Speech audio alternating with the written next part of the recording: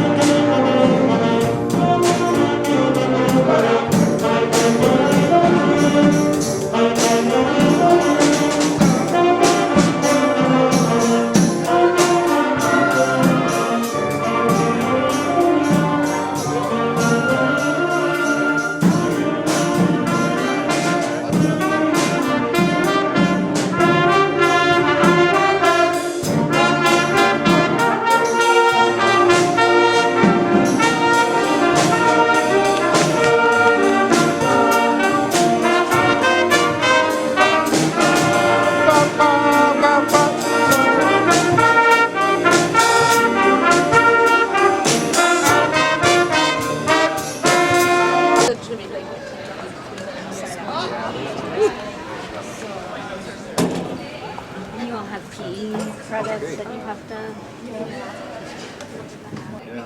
Class, and so we got to like make board games. That's and great. stuff. A lot of high schools gave that up, shop and home ec, you know. Yeah. That's architectural drawing. Ah. And our regular teacher had a knee replacement, been out 6 weeks now. And so I'm a sub, but I did work here for about 14 years. So they call in the people that know most of the students because then they can't trick me too much. He's kind of slippery right there, the guy with the orange. Yeah. But So what's going on now? They are writing about images they've chosen. They're making their own path through art history. And then they'll get on the still life later? The still life is the 2D art class. The State Board of Education to order. We are in North Clarendon, Vermont at the Mill River Union High School, and pleased to be here and grateful for the tour that we just took. We'll start our meeting as usual with the Pledge of Allegiance to the flag. Oh, these are mouthful.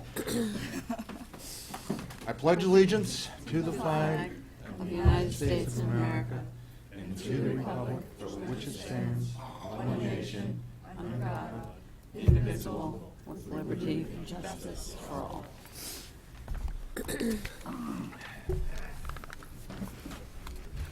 If you haven't signed in yet, there's a sign-in sheet at the table, and there's information on the meeting if you wish to take a look at that. We'll start off by introductions. My name is Stephen Morris. I'm from Newfane, Vermont. I'm the chair of the State Board of Education. I'm Sean Marie Oler. I'm from Bennington, Vermont. And while you introduce yourself, I'm going to get a taller chair. Stacy Weinberger from Burlington. Sorry. Rainbow Chen, Student Representative Winooski. Dylan McAllister, Student Rep, Greensboro, Vermont. Mark Perrin, Middlebury. Peter Peltz, Woodbury. Bill Mathis, Goshen. Rebecca Holcomb, Agency of Education. David. David Younce is the superintendent. Have a seat at the table, and we want to thank you and all the folks at Mill River for hosting us today, and we're off to a great start, and I'm sure it's only going to get better. Excellent. Yeah, I'd like to welcome the board here to Mill River and the Rutland South Supervisory Union, beautiful North Clarendon. Thank you to Principal Andy Pomeroy back in the red shirt, who's opened up his building to us this morning, and I understand you got to see some of the cool things going on here at Mill River and the way we do school, which we're proud of. So we're looking forward to being able to share with you the work that our SU study committee has been doing related to Act 46. Looking forward to sharing that this afternoon, and appreciate you making the trip to see us. Thank you. Thank you. Are there members of the public that wish to be heard this morning? Not seeing any, we will move on. Next item of business is the consent agenda, and I believe the only thing that's on the consent agenda this month is the minutes from the November meeting. So moved. Been moved. Is there a second for approval of the consent agenda? Second by Peter. Yes. The correction that was made last month about Rainbow's comment about, it's on page 2, under item C. Oler noted that Rainbow Chen's comment should be including regarding the. And now we're 2 months later, so if my memory serves me correct, it's about the way students feel with the testing. Is that correct? If I went back in my notes, I could probably email you what I had said last month, if that would be helpful. Does that work? And then I guess I just have a comment in terms of when people vote no, if typically we note who votes no if there's a no vote. But, I mean, that's, I think, the board's pleasure.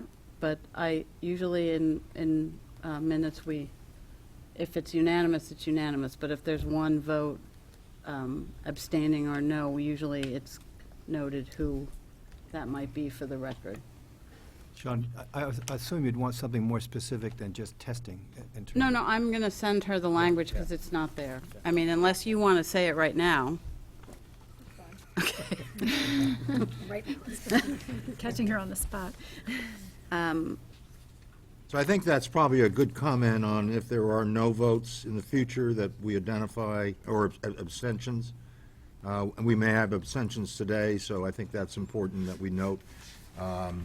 And with abstentions, probably people ought to give the reason that they're abstaining. Excuse me. And then on page 3, and again, I think these are the revised minutes.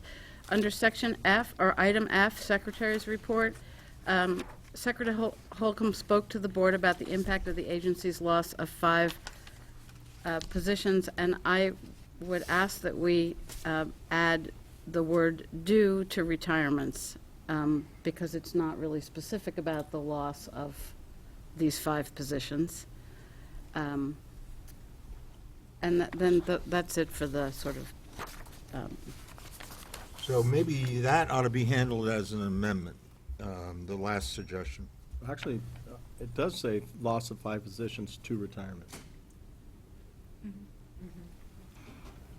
Oh, sorry. I guess I have. I think Sean Marie brings up these minute suggestions monthly just to prove that she actually reads the minutes. So, As opposed to some of us who are not well known for reading minutes. well, they are the record. Yes, yes. No, you're. Okay, I'm sorry. I'll No, refrain from my. No. It was just a little attempt I at won't humor. read them next month. How's that? The motion has been made and seconded to approve the consent agenda. Is there any further discussion? Not seeing any. All those in favor say aye. Aye. Those opposed say no. The ayes have it, and we've unanimously approved the minutes. Are there board announcements or comments from students? Yes. I attended the Champlain Valley Head Start 50th anniversary celebration a couple of weeks ago. It was a conference celebrating the 50th anniversary of Head Start. I thought there were a couple notable things.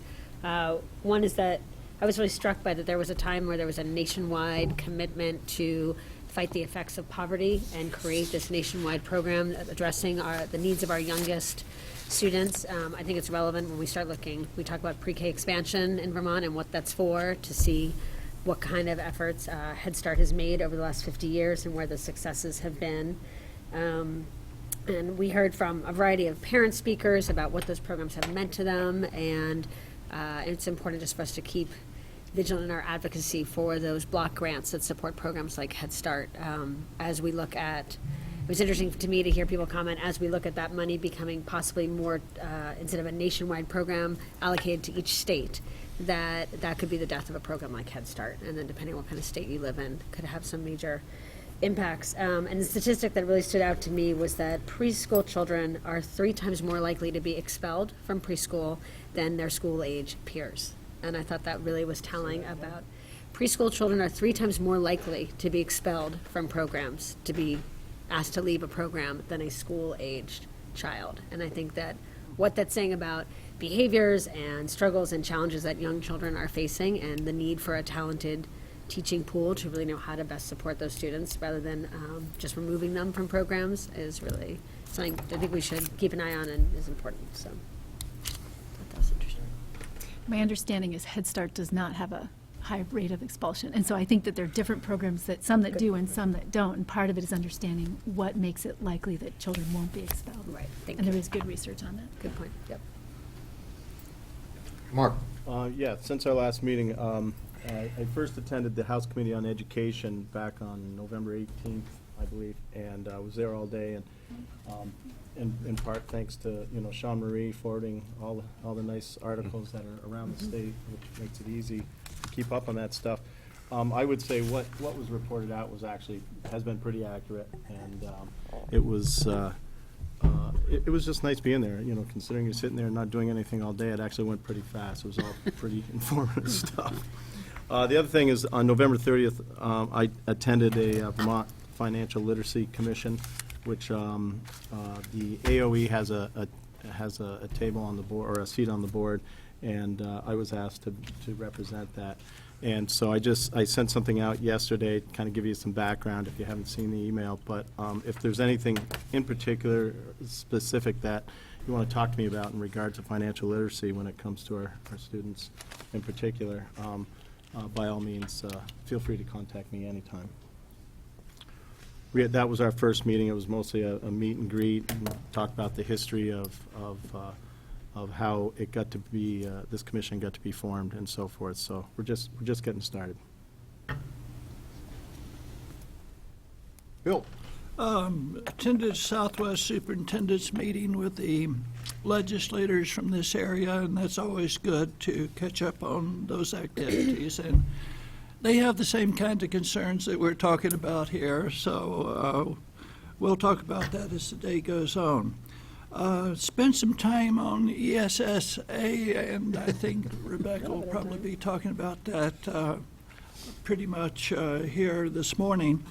One thing I would mention is NASB has a webinar tomorrow at 4:30, and if you wanted to learn more about the federal replacement of No Child Left Behind, that would be a good opportunity to dial in and see what they have to say. And there's a couple of things that we'll pick up in committee reports. Okay. Other comments from board members?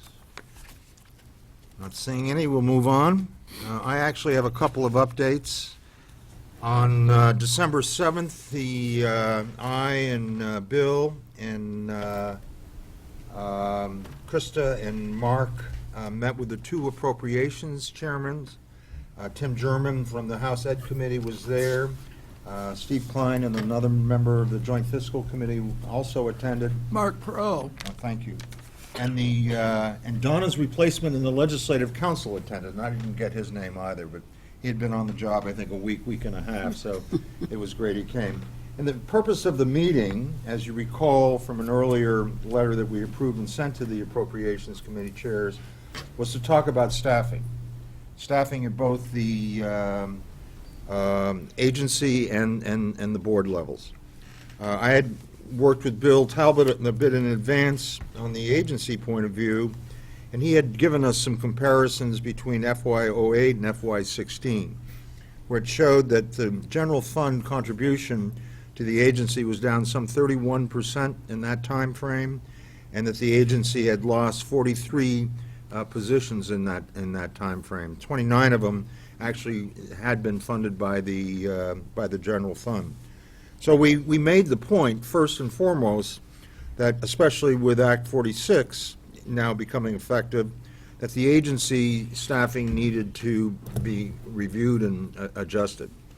We obviously said that this was a very sensitive issue.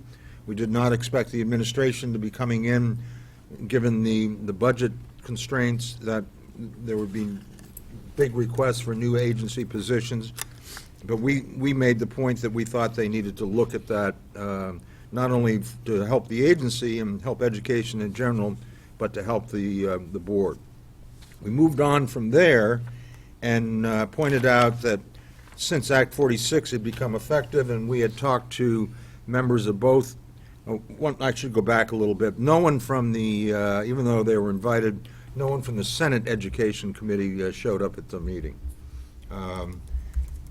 So we moved on to staffing positions for the State Board of Education, especially in this climate of a lot of additional work with Act 46. Suggested that we needed 3 positions, a clerical position, legal services, and a research assistant. Estimated that would be a budget request of somewhere in the neighborhood of $200,000. Much to our surprise, but delight and encouragement, the 2 Appropriations Committee chairs in particular were encouraging. They didn't make any promises or anything, but they asked us to come back with some information. They would like to know what positions have actually been cut at the agency, what ones we thought, what were the priorities in replacing positions, and then asked for our thoughts on programs, whether there were some areas in programs that could be reduced so that there wasn't so much strain in the agency. So sometime today, the 4 of us are going to get together with Rebecca and figure out a way to get back to them. I think it's going to be in our best interest to get back to them before the legislature convenes. But I was encouraged by the meeting. Who knows where it goes from here, but that's I think, an important move for us. My second thing that I want to report, I've been approached since our November meeting by the 2 largest independent schools, Burton and St. Jane Academy. I think activity under Act 46 and our review of the independent school rules has made them, suggested to them to come and meet with us to make sure we understand the role of independent schools in the Vermont educational system. I haven't had direct contact with the headmaster at St. J, but I did meet with Seth Bonkarts, who's the chair of Burton, and the headmaster at Burton. 2 suggestions have come out of this. One is that maybe we ought to host a meeting sometime in St. Johnsbury at the Academy. They would like to do it sooner rather than later. And then probably more importantly, and we can expedite this sooner, is that both the headmasters would like to make a presentation to the full board. So with your permission, I will try to schedule that presentation at the January board meeting, and then I'll work with Rebecca and see if we can schedule a meeting in St. J sometime in the near future. Comments, questions? Peter? I've heard from some people, particularly in regards to the smaller independent schools that are dealing with special need children that could be that feel that they're vulnerable on this front as well. I would hope that this would be opened up for all. Yes. Yeah, I don't mean to exclude other independent schools.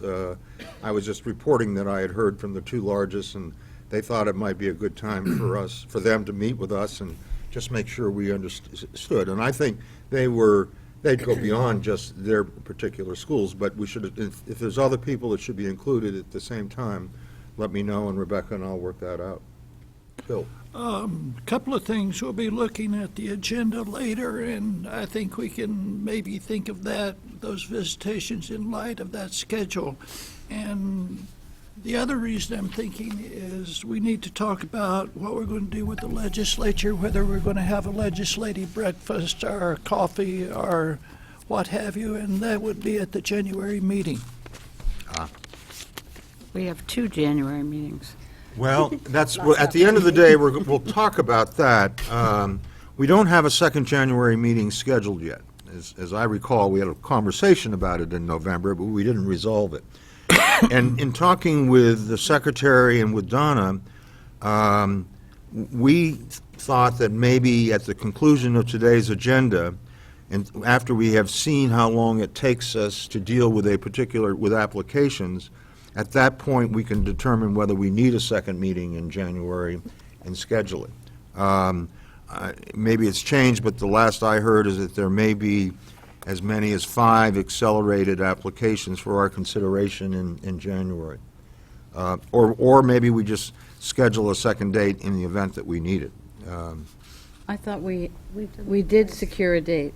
I don't believe so. We did identify a date. I think the larger issue is I'm not sure we'll need the second meeting, so I think Okay, we so should the discuss date that. we identified is before the regular meeting. Right, It's right. Friday the 15th. right. That's what I heard. That's what people put a hold on, but I think the larger question is, given the folks who've notified us, we're actually not sure we need a second meeting. It's some concern for me because, as most of you know, I will not be in the region, so I need to know when I need to be here. Or let the vice chairman just simply take over. No, you'd never let that happen. I did once. Any other questions or comments on the brief report that I just gave? I would love to hear from the independent schools. I'm very curious. Good. I would John agree Marie. with, Dylan. I guess the purpose of them is just to explain the role of the 2 largest independent schools, or is it more about what they offer? I mean, did you get a sense of what the actual purpose was? Excuse me. I think the purpose is for us to generally understand how the independent school systems fit into the Vermont educational system, and in their specific cases, what they offer, and in that system. And perhaps at the same time to give us some of their thinking, even though we haven't really started it yet, is our review of the rules that we're going to undertake. Okay. So I think that they were, and I think Act 46 probably has some effect in bringing them forward at this time. But I think there was just a general sense that, hey, we're a big part of the Vermont system, and we haven't really checked in with you recently, so that's what it is. They will not, from what I heard, they will not be coming to us to try to sell us on a particular point of view or anything. It's more informational than anything. Great. Bill? I don't know how to tackle the question of private schools' choice in Act 46 all interwoven together and having different kinds of effects on them. At some point, I think it'd be good for us to have a discussion about these things and how they interplay and interact. I know that some people who are choice advocates want to use Act 46 as a way of increasing school choice, and I think we need to talk about it before it controls us rather than we controlling it. So are you suggesting that might be an agenda item in January? I'm thinking about it. I don't know. Yes, I think it should be. I just don't know the best way of approaching it right now, and perhaps I can talk to the secretary or something, and we could come up with some kind of way of approaching this in a sensible fashion. Okay. I just need to be clear that the decision on whether to tuition or to operate is a local decision in the state of Vermont. So that's actually not we don't decide, they decide locally whether they want to tuition or operate. Yeah.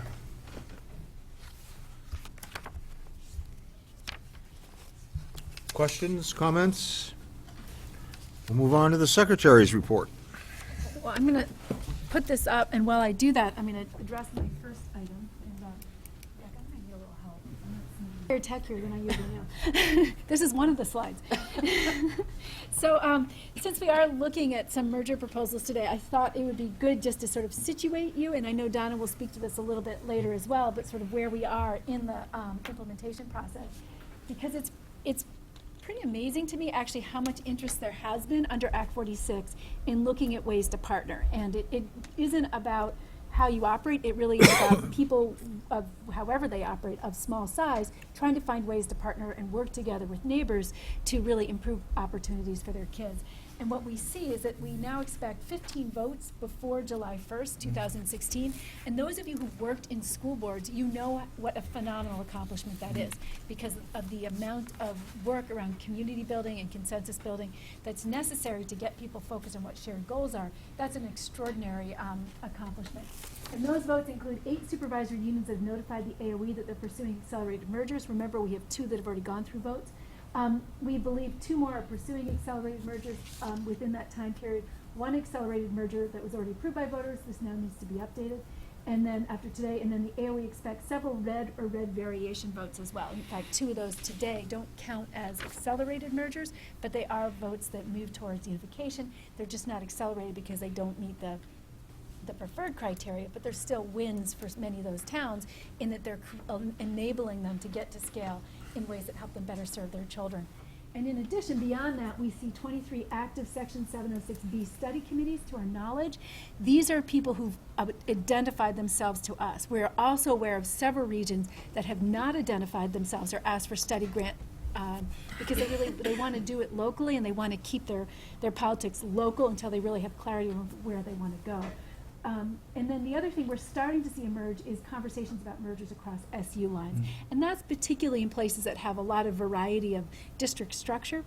Often it's places where there might be groups of tuition towns that have one structure and they're looking for other tuition towns with the same structure so that they can really maintain that set of options. We're beginning to see some of those conversations happen as well, and we really see those as win-wins that let those people maintain what they care about, but in a way that still lets them take advantage of some of the scale. The activity seems to be pretty statewide. The red outlined SUs are areas that have identified themselves as places pursuing merger activity.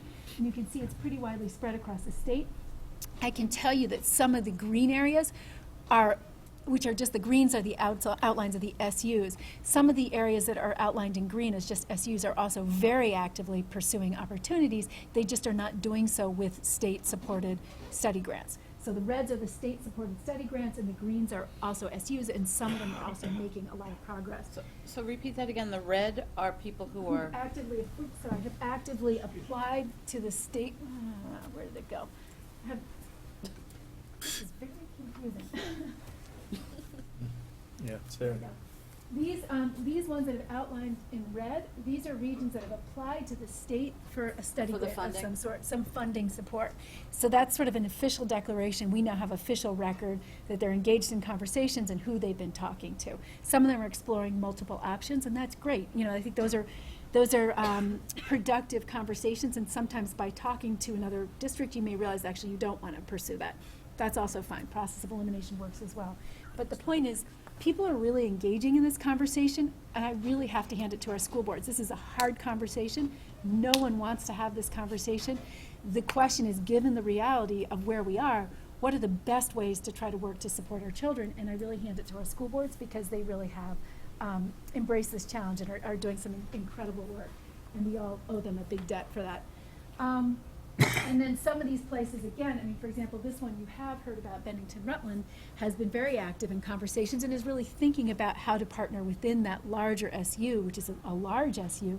And they've also had some interest expressed to them by outlying towns outside their SU. So what they're trying to do is just figure out what the best solution is for them, but they are not yet officially getting state support for those conversations. This I wanted to share because I think this is a really interesting way to think about it. This represents the totality of students in the state, and of those students, 20% of our students currently sit in supervisory districts. Those are the big unified system. Another 22% are pursuing or have already voted on an accelerated merger. So if you just look at people who are already in SDs or are pursuing an accelerated merger, which will effectively make them a supervisory district, by the end of those votes, we should have about 42% of our kids in some kind of consolidated or unified system. Not about school closings, haven't heard that yet from anybody, but what we are hearing is unified governance in ways that supports better options for So kids. Rebecca, that says November 30th, 2016? That's when this table was put together. That- That's when this 2016? data is as of our best knowledge of what activity was taking place. As of next year? Oh. Yes, no, as of last one. I'm so sorry, thanks. We're already See, in I need you to, this is we're why we in need her. FY16. No, this is why we need her to proofread She does more than reads the minutes, I guess. Could you read my slides next time? You're the only person who's caught that, out of multiple people in the class. Well, we are in FY16. This is, which is why I think I put that. That was actually Right. as of 15. I'm not great at dates, I will fully admit that. The formal study committees, these are people who are actively engaged in proposals or merger discussions, but who don't represent accelerated mergers. So for example, 2 of the proposals we're looking at today are not accelerated mergers, but they would be in this group as well. So I think the point is, you've got a pretty substantial proportion of the kids in the state represented by these discussions around unification. And that's a pretty significant thing to understand. About 10% of our kids are in districts that, to the best of our knowledge, are not involved in any discussions yet. Is And that geographically spread throughout the state, or is that in an area of the state? This is kids. This is based on membership. It's the proportion of our kids who are in systems. It is obviously the first districts, if you think about where the supervisory districts are, they tend to be in initially more urban areas or areas that serve higher proportions of kids living in poverty, because it's easier to leverage your resources in that kind of system. But what we're seeing is it's becoming more systematic statewide. These areas, my guess, are probably places that are, I can figure out who they are. We haven't done that analysis. Would you say, though, that I think that's who they are. those no discussions might be the SDs that already have a large number and they're a They're single already here. district? Oh, they're They're next already door. here. These are people who are not in a supervisory district and have not told us anything. So that doesn't mean that they aren't discussing, it just means they're keeping it local at this point, which is their prerogative. Any discussion about SU mergers? We've had one, and I think that may emerge. We've certainly had discussions, yes. Yes, in fact, there's 2 areas where I'm aware that there may be some, 2 regions, I should say, where there may be some substantial alignment of SUs. Again, our goal at the agency is when people come to us, we work with them and try to support what they're doing. We realize that the lion's share of this work is being done locally, and so we try to be very respectful of those unless they ask.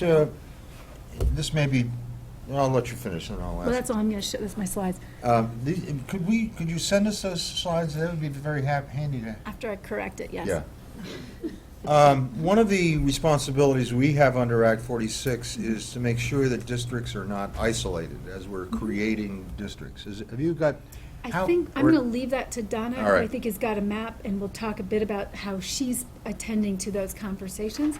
And remember that districts who are feel like they're worried or left out, and supervisory unions as well, who are feeling under pressure, have the right to petition you at any point to assign you. So that is something that we're aware of. We also have the in my opinion anyways, we have the responsibility as we approve individual applications to make sure that we're not isolating someone. And Donna will address that. I'll wait yeah. for Yeah. Donna. She has been very diligent about paying attention to that, and we've actually had those conversations with some of the proposals that you've addressed today. Okay. So maybe when she's presenting them and talking about them, she can give you examples of how she's had those geographic considerations on the table front and center. And I appreciate the fact that she's been very mindful and has often called other districts to just sort of check in and see where we are. I think the concern is, just to make clear for the broader public, is that as these partnerships begin to emerge, that somebody isn't left out in a way that really is hurtful to their kids and their ability to provide well for them. So that is something we have to be attentive to. So that was that, and I'm going to just shut this off quickly. And I wanted to then ask you to turn to, I think, what will take most of my presentation time, and I am going to take a little bit of time because I think it's fairly important to do the update. And so I apologize to members of the audience. There is hard copy. I can see there are extra copies in the back. The document that we're looking at is one that's a letter, and it starts, "Dear Education Colleagues," and it's a packet of documents, and I would encourage you to keep them in order right now, and you'll see why when I go through these documents. But as Bill had mentioned earlier, we just had reauthorization of No Child Left Behind, or which is otherwise known as the Elementary and Secondary Education Act. And this is the it's a federal law that addresses not just the accountability, the testing pieces, but really the testing piece is the federal government's mechanism for holding us accountable for use of a broad number of federal funding streams, including some of the special education money we receive from the federal government, the Title I money, which is designed to target kids with really high needs who grew up in adversity, the Title III money, for example, which targets English language learners. So that what the intent of this bill is to really provide additional supplementary assistance or compensatory assistance for students who we know are most at risk of poor educational outcomes. And it's an acknowledgement of the fact that when kids grow up in adversity, it takes more to educate them. We need to give them additional support so that they can thrive when they reach the same table, or they won't be able to take advantage of the educational opportunities we provide. And the federal government has made this strong commitment by providing some of these resources. And as an agency, and I think as a state of Vermont, we're very grateful for the support of the federal government and also for our congressional delegation for keeping most of our at-risk students at front and center and really challenging us to be attentive to and mindful of their outcomes as we move forward. So we do agree with and we support the reauthorization of this law because we do feel that it is a tool to support our sort of civil rights commitment to these kids, and in particular to kids who live in poverty, kids who have disabilities, and kids who are learning English. And increasingly, the federal government is now providing additional support for kids who face homelessness or disruption in their family circumstances. And these federal dollars come and provide support beyond the regular education programs that are being provided in our districts so that they can be successful. If you look, I wanted to spend a little time talking about this because I think how this law affects our Vermont schools is a little bit different from how it affects schools in many, many states in this nation. And I think it's important to have that conversation. And what I'm sharing with you is the documentation that will go out later today to all of our superintendents and principals so that you can understand how we're messaging. And I think Bill has some pretty strong comments about this as well. Nationally, we know that this new version of the bill is being celebrated for bringing about dramatic benefits for states and schools, in particular in terms of ending some of what we think of as the more onerous side aspects of No Child Left Behind and allowing for more state federal flexibility. I think it's really important when you look at Vermont and then you look at the national coverage to remember that Vermont is one of 4 states that never applied for a waiver from the federal government. The waiver would have required us, in exchange for getting a waiver from the onerous aspects of No Child Left Behind, we would have had to agree to evaluate all of our teachers based on the test scores of their students. And while we believe in strong accountability for outcomes and making sure all of our kids are challenged and growing, we're really concerned, and the state has been consistently concerned about the really pernicious side effects of doing that. First of all, these measures are really unreliable, particularly in small classes. So as we evaluated teachers, those measures would have been very unstable and very subject to small changes in the student composition. So we would have been misidentifying teachers as low performing or high performing just based on random changes in who happened to be sitting in the testing group. And that's not fair. An evaluation system has to be fair right out of the gate. And all the research we said that wouldn't be fair. The other problem we see is that when you begin to evaluate teachers based on test scores, you are creating very, very strong incentives for teachers to teach very narrowly to the test in ways that improve scores but really don't lead to better educated children. And Vermont has consistently made a strong commitment, and you've done so in your education quality standards around very broad sets of outcomes, and we've really resisted that.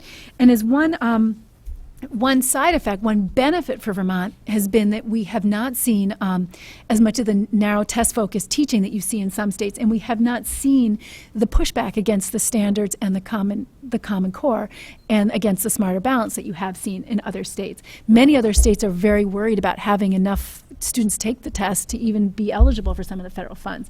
In Vermont, we had 98% of our students take the test. It was a non-issue.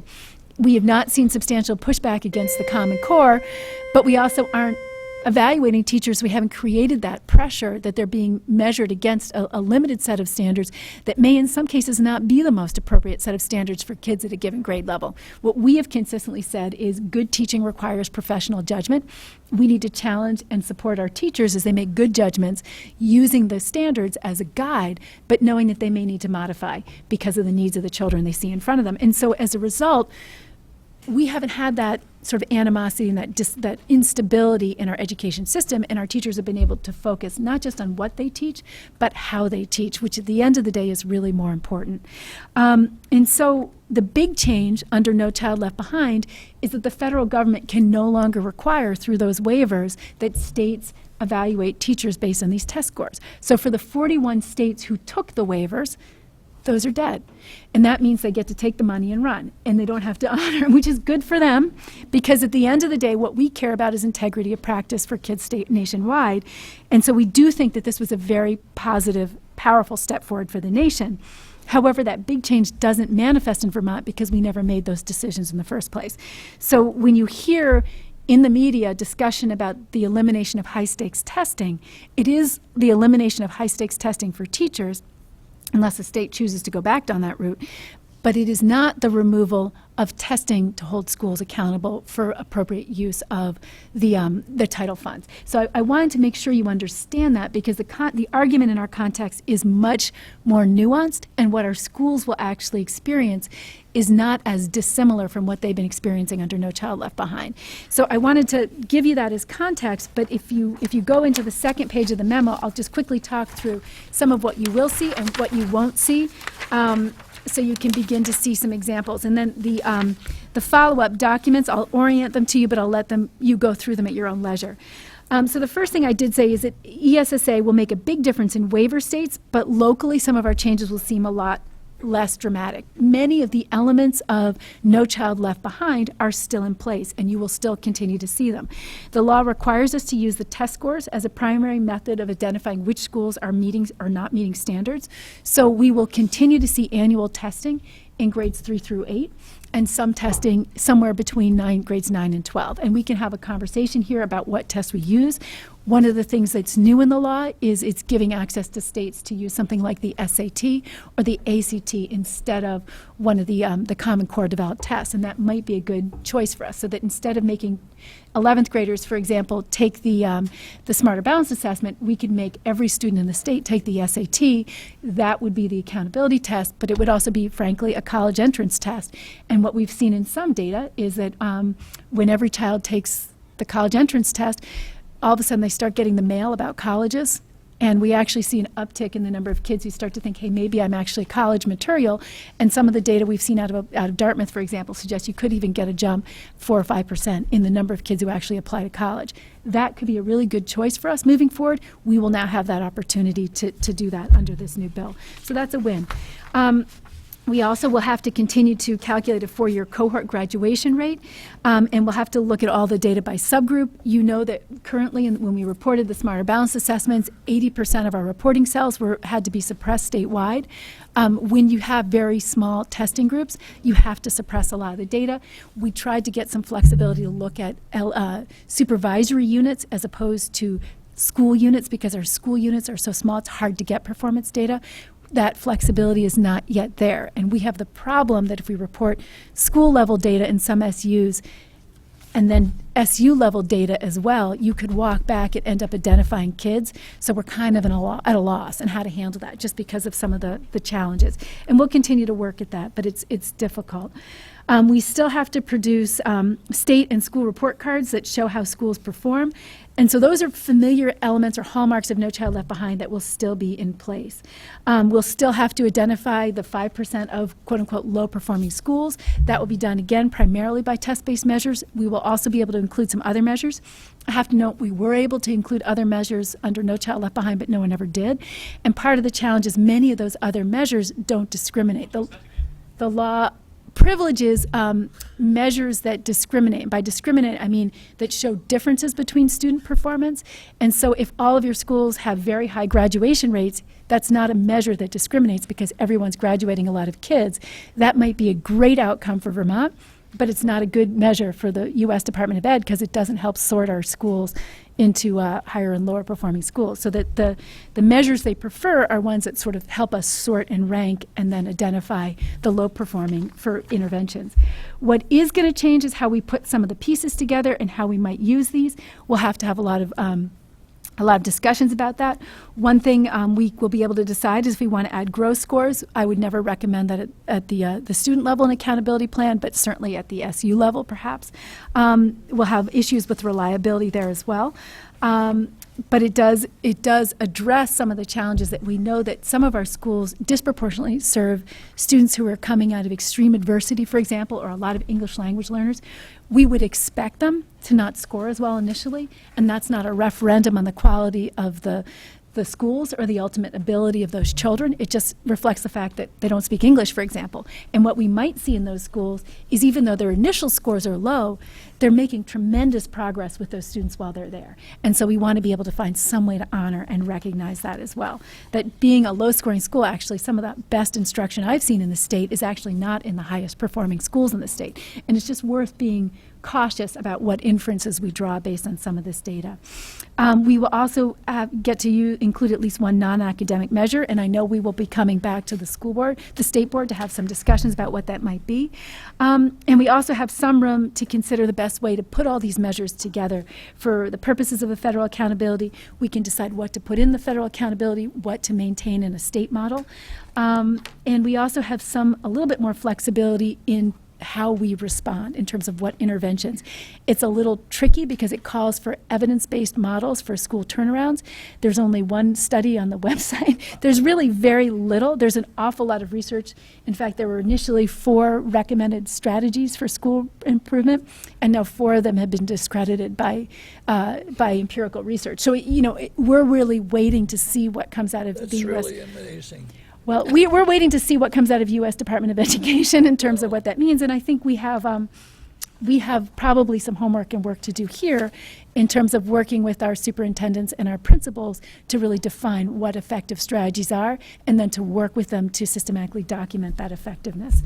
So we have some work to do. It also is worth pointing out that this bill requires an examination of equity in financial inputs. You may recall the press release that happened, I think it was about a year ago, that put Vermont as one of the most inequitable systems in the country. And part of it was they don't understand our SUs, and they don't understand how money moves through SUs. And to be fair, it moves differently through different SUs, but it's created a very distorted picture of what funding and equity in funding looks like in the case of Vermont. What this bill is asking us to actually do is ask each district to actually document the total dollars spent on kids. That is a very cumbersome budgeting process. It is also one that is at best a little bit of a wishful thinking exercise because different SUs allocate resources differently, and even if they do allocate locally for the purposes of generating this measure, it is not clear that the way it is, well, we know for a fact that the way different SUs allocate is different across SUs, so it's not clear that that will really give us the same story in every single SU. So I say that because that is going to be a more challenging piece. So I just want to go to that for a second. When you talk about money spent on each kid, are you talking about cost per pupil in a school district, or are you actually talking about every one of the 88,000 students? But they're asking us to go at the school level expenditures. So I guess I'm just going to use this as an example.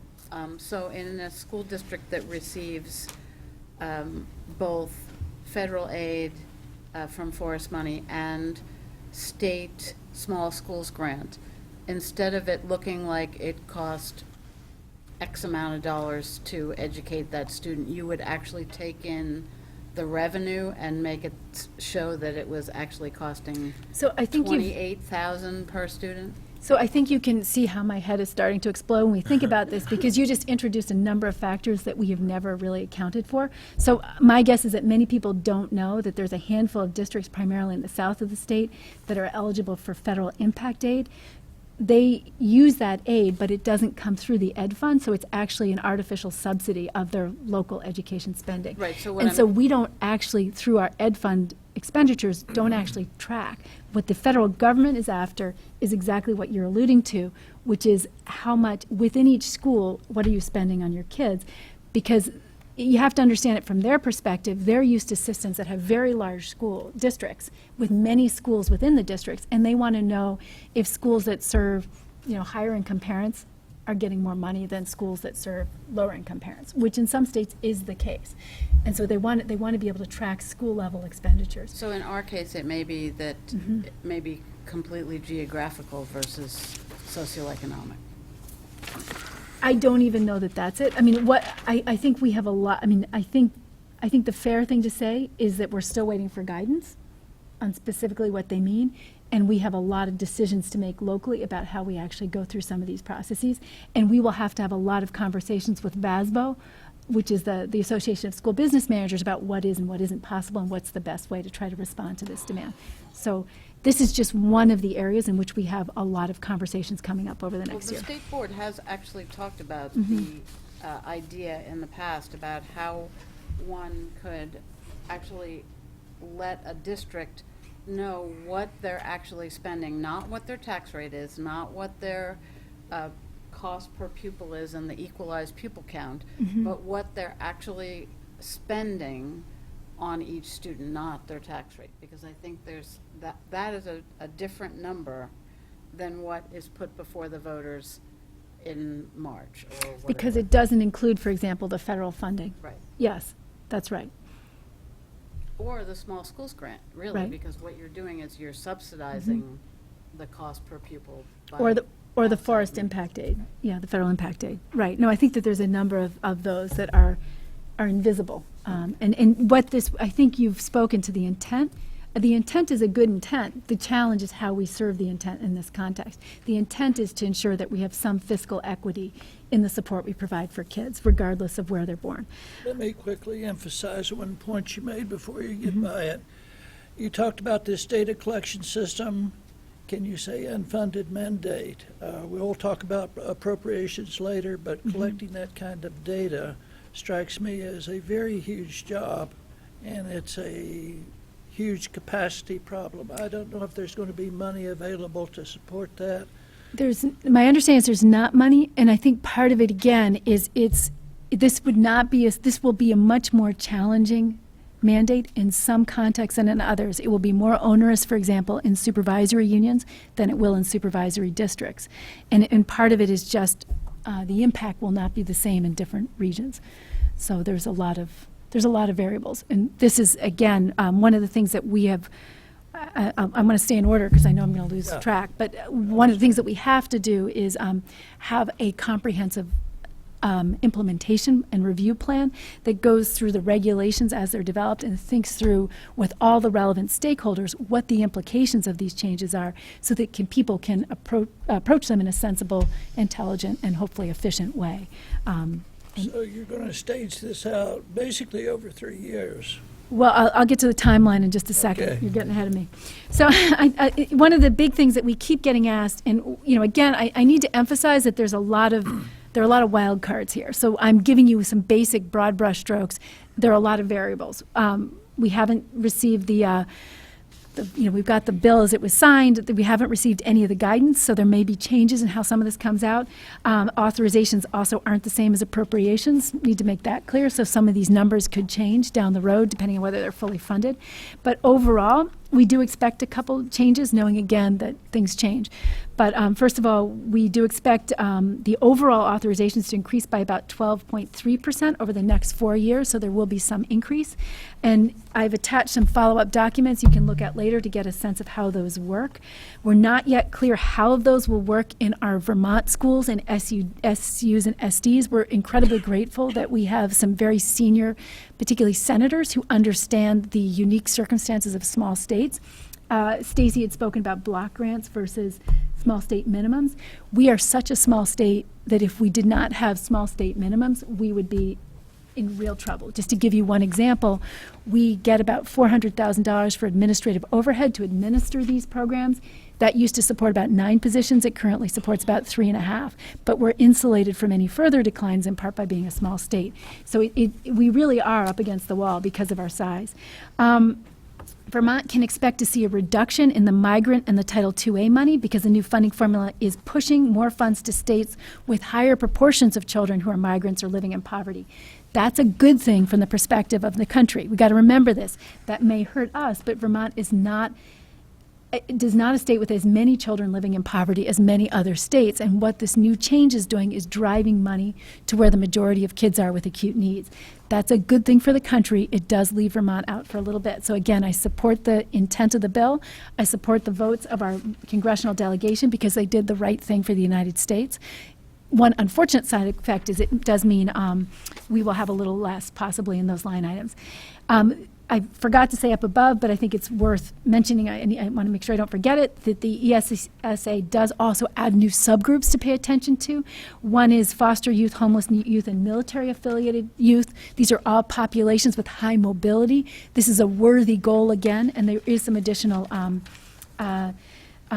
funding for that, and it's also moving accountability for English language learners into the overall model and not leaving it as a stand-aside, partly out of fear that we have not been as attentive to them as possible, as necessary. We are also the state, but it will push resources to some of our rural systems that didn't have it previously. And then one of the big positive changes is that the McKinney-Vento funds, which are for homeless youth, are going to increase substantially. We expect about 30% in fiscal year 17, and that will be maintained at least through 2020. We have a growing and a substantial portion of kids who really are homeless, and this is a wonderful and much needed increase because we also know that these are some of the most vulnerable kids in our school system, and any support, additional support beyond what we already have is much appreciated. We were also very pleased that the separate authorizations for the 21C, the after-school and extended learning programs, are still in place, and also there's some new opportunities around pre-K. So there are some good things. There are some things that we'll have to figure out how they apply once the guidance comes out.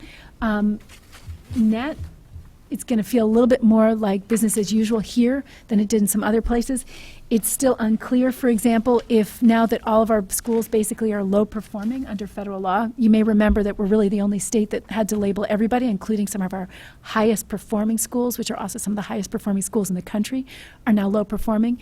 If we have to restart that clock, then we're going to have to go through that whole process again, or whether we'll sort of maintain current determinations and have people come out as reviews. I mean, that's the kind of decision which, doesn't make that much of a difference practically, but it's symbolic, and it's hard for systems to be labeled when they're really trying hard, and sometimes when they're really being labeled for serving larger proportions of kids who are high-need children for a variety of reasons. So the big question we have is that we as an agency need to help convene groups of stakeholders to really think through how we involve the field and the broader public in developing our state plan, our response to ESSA. We know that this plan goes into effect in August 17th. That's about a year and a half. So in terms of timeline, it's less. We see it as less than 3 years. And we're also very mindful that we are going to have a change in federal administration in the middle of this process. So that also is a consideration. And we don't know who the new Secretary of Education will be. There's some virtue in trying to get some clarity on where we're headed before that as well, because we don't know where it's going to go. This is so complicated, and I'm mindful of our own internal state politics. This is so complicated, so specific, that we really have to push this as far as we can, as fast as we can, so regardless of what happens, we're able to provide continuity, support, and clarity to our school systems. They need that because they have to be able to make really important decisions, and they can't do it without clarity and structure. So our commitment is to get started on this work as soon as possible. Does No Child Left Behind stay in effect between now and August of 17? We're sort of in a suspended animation right now. It's still in effect. So we can do all kinds of things in between. Well, we can't. We still have to maintain sort of status quo determinations until the new work is starting to phase in. But we will Has begin. No Child Left Behind actually sunsetted? I know that we are in terms of whether until I've had the chance to finish reading the 1,100 pages, I'm going to tell you that basically what we know is we're in a holding pattern until we begin to implement some of these new things. So the onerous parts we can sort of hold where we are until we figure out where we're going next. And so our work now is to not look back on the federal workbook, which was just rejected, and instead of trying to redo it to maintain compliance under No Child Left Behind, we're already working with them to see if we can move forward and start building our new workbook for moving forward. I know that this week, the AOE, representatives of the AOE are meeting with the Vermont Superintendents Association, the VPA, the Vermont School Boards Association, and Vermont NEA to begin planning the engagement strategy for launching the important work around developing a state plan. And then we hope also to begin to update you at each subsequent meeting of progress as it goes forward. We're trying to figure out how to put together an implementation plan that will involve broad representation of roles and responsibilities within the system, but also geographic representation. We realize that the needs of large systems like Burlington are very different from small systems like the ones in your area, Dylan. We need to be able to develop a state plan that reflects the differences in those needs in a respectful way. There's a lot of room around negotiation in terms of identifying those schools, identifying those criteria, how we need to make sure that it's the criteria and the plan that we do honors that diversity. So I won't, I'll let you peruse this at your leisure. There's a little bit more detail in this piece, but I wanted to just orient you to some of these documents that are here in the pack.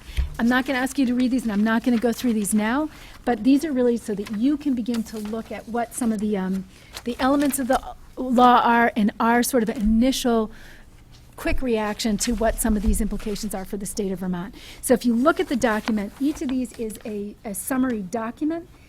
If you want, you can, I will send you separately, and if you look at this online, you should be able to click on Every Student Succeeds Act in this section on the third page, to go to the actual version of the bill.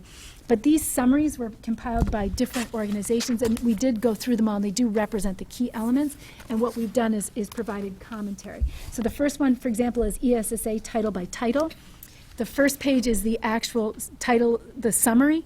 The second document behind it is the summary of our comments on this summary. So if you look here at the top, you can see there's a little sticky note with a 1. That corresponds to this sticky note comment 1 on the attached set of comments. And that's so you can see our quick reaction to some of these documents. We thought this would be a little faster than just having you go through that longer big bill. But it will, and it's pretty accurate, and it gives you a pretty good sense. And as I know Bill is about to say, there's still some details that are going to emerge. So we realize that. You have to squint a little bit. The other piece, the second document, is the ESEA conference framework. That was before the final bill came out. There is a number of small changes. We're still working through what those are, and we'll get those to you. Same, there were some comments. These two first documents were prepared by CCSSO. I have to say, I think they're pretty solid, so I'm impressed by the quality of that, and we really appreciate the support. They've provided an initial, and also an additional template when we requested it of them that summarizes No Child Left Behind in one column, the elements of ESSA on the next column, and we are now inputting our Vermont reactions to make this even easier to receive and to understand. And so we've been very grateful for some of CCSSO's support. And then the next one, the last document here, is the programs in the ESEA framework that was produced by the Committee for Education Funding, and that looks more at the fiscal side of the bill. And you can see again here some of our initial comments as we look forward to this. So I know this is tedious. I need you to understand that this is a big deal for Vermont. It's a lot of money for our most vulnerable children. It really, even though we chafe at external accountability, the reality is these funds are for the kids who need the support the most. And the intent is to really make us pay attention to those children and make sure that we're really providing them with what they need to survive and be effective. And I think that the board supports those goals. I think we're committed to these children. So I think the challenge for us is to look at what we're required to do, to really challenge ourselves to be good, smart consumers of policy and of data and information the way we have been consistently, to try to maintain enough stability as we move forward so our systems can keep doing the work they're trying to do to focus on improving teaching and learning and not disrupt that, and try to make this work the best we can for the state of Vermont. Other questions? And I don't want to have too much time. The last page, just for your reference, in answer to Bill's question, this is a rough schematic. We have an internal document that's not quite ready for public release, which is a more comprehensive work plan. We're just still double checking and then checking with some of the stakeholder groups on availability to make sure that we have that. And then we will release that probably later this week. What role does the State Board of Education have under this new legislation? Well, I think we need to have, we have to make some good we need to have a robust conversation about the education quality reviews. Yes. And My what, question. yes, what, I think, I have to say that one of the most powerful things I have seen in education is actually the initial pilots of the integrated field reviews. Because what we did is we took educators across sites with students, and the students were an incredibly important piece of that. They were at the host sites. But what those field reviews are really doing is highlighting some of the discrepancies between what we say we do and what we are actually doing in ways that are incredibly powerful for educators in terms of improving instruction. They're also really isolating some hidden gems in terms of some incredibly powerful work to improve learning that's taking place. And so we really see that as a very powerful vehicle for improving instruction statewide by helping us identify and share powerful practices, but also for helping us get some additional professional feedback on practices where we maybe need to get better. The challenge is what's so powerful about those field reviews is very difficult to quantify, and I worry that quantifying it might actually erode the quality of those processes. Oh, it certainly will. Right. I want to follow up on that Yeah. point a little bit. Amy's out there with her 22 indicators, which don't really add up, plus what you're talking about, the qualitative visitation stuff. And then we're playing the 51% empirical measures and trying to define that. Do you have any more knowledge as to how that's going to fit together? Or are we possibly looking at, here's what we're doing for Vermont, and let's just take pieces of that and feed it into the federal system? How those two pieces fit together is going to be critical. And that's where I was heading. I think one of the roles that this board will have to play is I think we're going to have at some point a very robust conversation about what elements we put into the federal plan and what we might maintain in a state model. So I think that that's a conversation we'll have to come back to. It may be that we can think a little bit differently about what some of those indicators are. I think having gone through the reviews, we will have we'll be in a better place to evaluate the quality of some of the metrics and what role we want them to play as well. Any guidance, do you have a timeline for guidance on this from the feds? We have pushed, and I know other states are pushing, that they really, my hope is, I don't know. My hope is that the very latest it will be out by the summer, end of the summer. Oh, that hurts. Yeah, I know it does. I think the reality is we don't have the luxury of waiting until it's all out before we begin. So we're going to begin to move ahead. I have to say that we spoke to all representatives of all three of our congressional delegation yesterday, and they have been very, very proactive about asking how they can support us so that if we do begin to go ahead and design some strategies, that they can advocate for us in D.C. as the guidance is developed. So, again, I have to say that we are fortunate in that we have a congressional team that is really willing to advocate for us. We just need to be clear about what it is we want, and then we can ask them to do that. Can I really applaud what your presentation and giving us a heads up on what's happening on the federal front, but it highlights what you did with 46, that we're sort of trying to answer to two different masters, in terms of what we're trying to do at the state level and respond to the feds at the same time. And from my standpoint, Neckleby has been a miserable failure. While they're trying to deal with at-risk students, they've cut Title I, which is probably the most effective way of addressing Well, we'll get a poverty. little more. We should get a little more. I know, but in terms of over the 12, 14, or 15 years, it hasn't worked out that way. So I just hope you're as cautious and candid as you can be, so that we really, I know we're getting a lot of money from the feds, but we're also very much have to answer to them, and it takes a lot out of us, and that's a very precarious, delicate balance. But I really think what you're giving us is masterful, and thank you very much.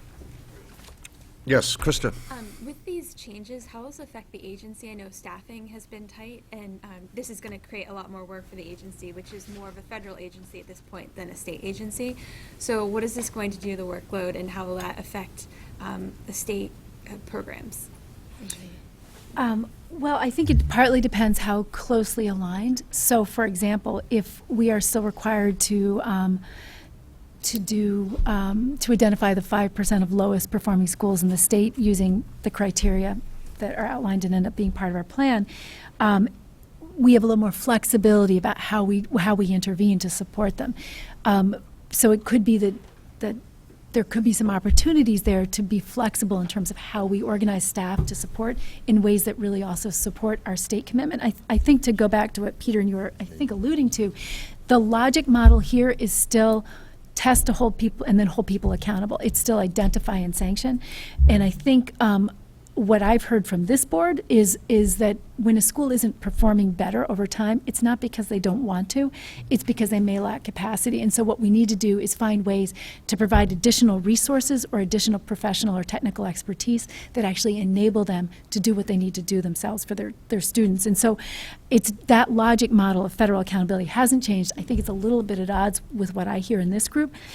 But, so we'll have to continue to walk that dance. I think we have a number of people, we're very fortunate. We have a number of people on the staff who were here when NCLB was first passed, who are still here now. So this is not new terrain, and they've been through this process. I'm incredibly grateful because, frankly, I don't know what we would have done without them, even in this recent reauthorization process, because they were able to quickly identify or zero in some risks in the proposed language. And we're going to be drawing heavily on them as we rethink how we move forward and rethink what local guidance will look like. Even if it's not perfect, I will also say it's an opportunity to reboot and to reemphasize our state commitment to equity. We do know, and Harry Chen was bringing this up in the context of a cabinet meeting yesterday, in terms of the health data, they're also seeing this growing divide between well-to-do families and people who are not well-to-do, and we're starting to see that growing divide in Vermont in our education data. And this is an opportunity to take a deep breath, ask ourselves again what our core commitments are, and then ask ourselves how we want to try to organize and support really opportunities for all kids to get supported. They don't choose how they're born, they don't choose what language or what hardship they're fleeing in another country when they relocate here. What we all have a vested and shared interest in doing is trying to organize to provide them all the opportunities they need. I just want to say, I echo Peter's point how much I appreciate this, but specifically your lens, I heard you say in a couple different areas, this might hurt us, but it's good for the country, or we might not see as much of a dramatic change, but it's good for the country. And I really appreciate that lens. I think it's hard, but it's such a nice model for the statewide conversation we're having. And I think everyone really could take a lesson from that we're not talking about, I hate the winners and losers conversation. And I really appreciate your modeling. This is about all the children, whether we're talking statewide or countrywide. Right. And that's our congressional delegation as well. They took that approach. To me, that's what their leadership is. So, Other comments or questions of the secretary? If not, we will move on. one last thing. Sorry. Did I say to the media in the room? I know some of you are here today. I just wanted to let you know that we do have, due to popular request, there is a session at the Agency of Education tomorrow, 2 o'clock to 4 o'clock, an opportunity to come in and ask technical questions. It's not a sell you soap meeting session. It's just a technical questions about Act 46. We've received a lot of questions about the different aspects, what the current laws are with respect to mergers, REDs, things like that. What's the difference between a RED and a MUD? So we are putting together a session because we know it's incredibly complicated, want to honor the fact that you are often coming in with no background and trying to make sense of a tremendous number of acronyms and incredibly complicated statute. So we are trying to just put ourselves at our disposal to help just answer questions and provide some information around what the statutes are, and then direct you to resources that are available on our website or in the form of that person in the back of the room, Donna, who you'll see. What are later on. the meeting is tomorrow? It's tomorrow at the Agency of Education at 2 to 4 in our big conference room. And so we're trying to just make that available to anyone who wants to come and get some of that information. We have Thank a couple you. people calling in as well. So thanks. Yep. She lives up out of town. Especially with the raspberries. Is that something you think October is sort of report together for them or whatever? Okay. Sounds fun. We are on item G, committee reports. I'll call on Mr. Mathis first. Oh. Let's talk about the legislative session and whether we're going to have a breakfast, and if so, of what kind, shape, form, and what have you, and what is our date for that. Do I we- think our next meeting is January 19th. Is Let me that- get my calendar. right? Yeah, the Monday. And we're scheduled for Montpelier. Yes. I think, is that correct, Rebecca? Are we scheduled for Montpelier on the 19th? Sorry? U32?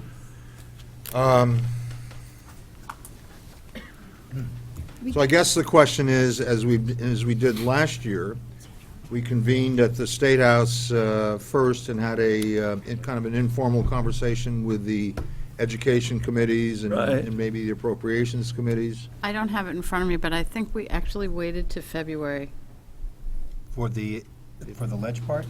for I think the one in the Here? State House we waited till they had gotten there, but maybe I'm thinking of the year before.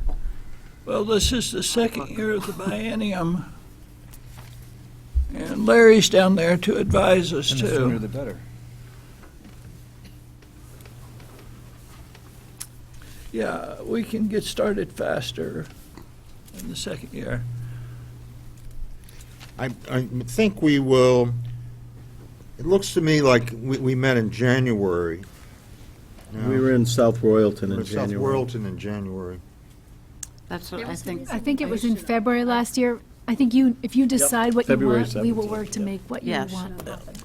Because it I was a would new like to new go for session. the earlier date myself. My Larry? understanding is that we are going to have about five Act 46 applications at the January meeting. Ooh, And then, as I discussed earlier, I was hoping to get the two headmasters from the independent schools at the January meeting.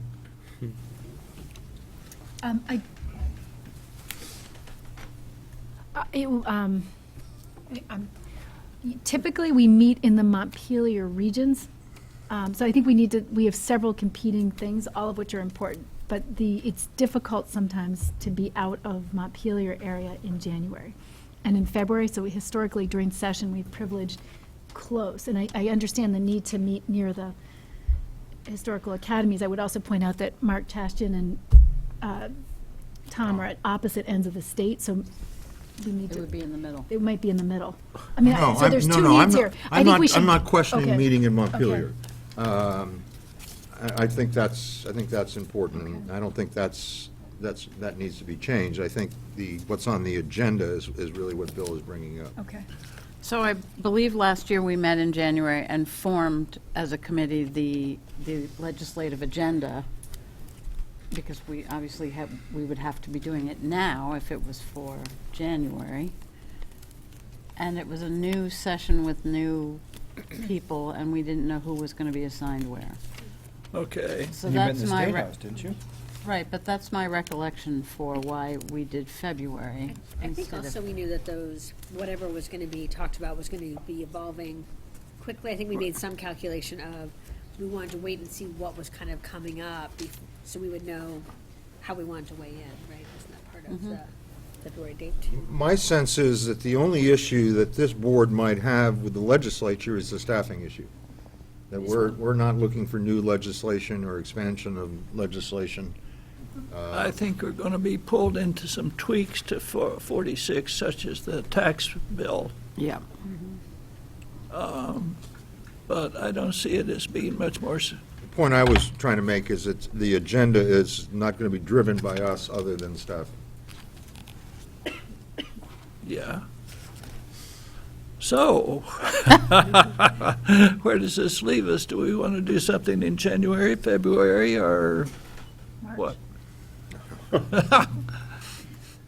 I don't think the independent school meeting, since when we look at that timeline, I think we've got some time there for that. Maybe it would make sense, if we felt like it was important to meet with the legislature, maybe it would make sense to wait till March, till we're past that date, that communities would need to have something ready before it was voted on, and then we can make sure we prioritized our time and space for whatever Act 46 things would come before, related things would come before us. Where are we meeting in February? Haven't decided. Left it open. I think Capitol Plaza is available. At some point, we need to go back to Hazen. forget which is your last board It's meeting. like May. May. So that one, so we have some flexibility in February and March. And Let me suggest this, in that we have a fairly full agenda with Act 46 applications in January. It won't be, by the middle of the month, it won't be real clear where what direction the legislature is going. I'm not going to touch that line. That we convene as scheduled in Montpelier in January, and also meet in February in Montpelier. And the early part of that meeting is that we actually go to the State House and have that informal session with the committees In February. in February. Okay, and I think put that would some- be more productive. How about putting a little bit of time, half hour, maybe less, in January to talk about legislative agenda? Yes. Okay. And we're looking at, what, third Tuesday in February? 16th? Unless that's. yes.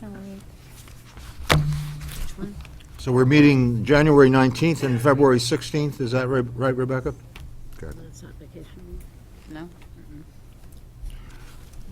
Maybe, once we complete the discussions with the Appropriation Committee chairs, and that's obviously something that we're going to be bringing back to this board, so maybe the Legislative Committee picks that up once we've got the basics figured out. That would go on to the agenda. You're going to continue to communicate directly with them on this? Yes. Okay, so, Because I think there's some urgency. I think it's important that they get the information that they requested prior to the convening of the session. I agree. But there'll be plenty of strategy and things for this board to be involved in after that, and maybe the Legislative Committee picks that up at that point. Okay. Does that sound reasonable to everyone? We'll spend a little time next month on the agenda, February for that. EQS, EQR, ESEA. Do you want to schedule any of that conversation? I think we will. We're in the finalizing a timeline for some of that implementation work, and I think we need to schedule a regular update at board meetings as sort of a regular report, just to keep you aware of things as they move. Yeah. And I think there may be times when we need to book time for more substantive discussions. Well, you were talking about the in-depth discussion of how these pieces fit together with EQS. Correct. That's still early? I think we're a little early on that. Okay. We're still, again, we met yesterday with the congressional team, and we're seeking some clarification so that when we sit down and have those discussions, we really know what the boundaries are. Yeah. Okay. Anything else? I'm done. Mark, anything from the Governance Committee? No, the governance committee has not met. A lot on our plate, considered between today's meeting and January, but we should take up some of the stuff that, as we start getting out of January. Okay. We'll move on to item H, timeline for revisions in the 2,200 series of SBE rules. Do you want me to go over there? No, you can. Okay. All right. So first of all, I want to thank Milmore, Julie Hansen, Laura Pelosi, and Kevin Ellis, who met with us to discuss the timeline. But what I'm laying out to you today is just the timeline for our proposed response to your request to look at rules. And basically, this is at minimum really a year-long process that has multiple statutorily mandated built-in opportunities for public input and public feedback. And we also feel it's obviously very important to us to work with the groups that are most profoundly affected by any rule changes, and that would be the independent schools.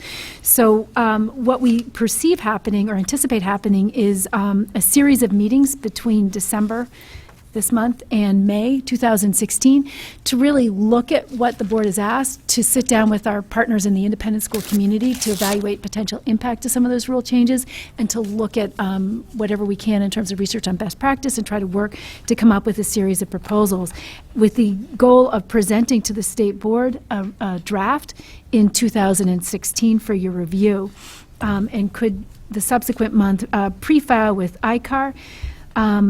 just as a way of getting out in the public, and to file it with ICAR, and then the publishing notice. These are all statutorily mandated timelines, and then to really open it up for an extended public hearing and comment period in September and October. We would anticipate that anything before it went to ICAR would have been substantially reviewed and discussed with the independent school community as well prior to coming to the board. And then to have the final proposed rules proposed back to you after the extended public hearing and comment, and we would make sure that we had hearings in different regions of the state so that people could participate, and then bring back the revised rules to you for review, and then go through the process of revision, and then the rule filing with LCAR, and then the legislative review and final rules approved hopefully in December of next year. My only question, Madam Secretary, is should there be any board involvement as the agency is developing and reviewing the rules?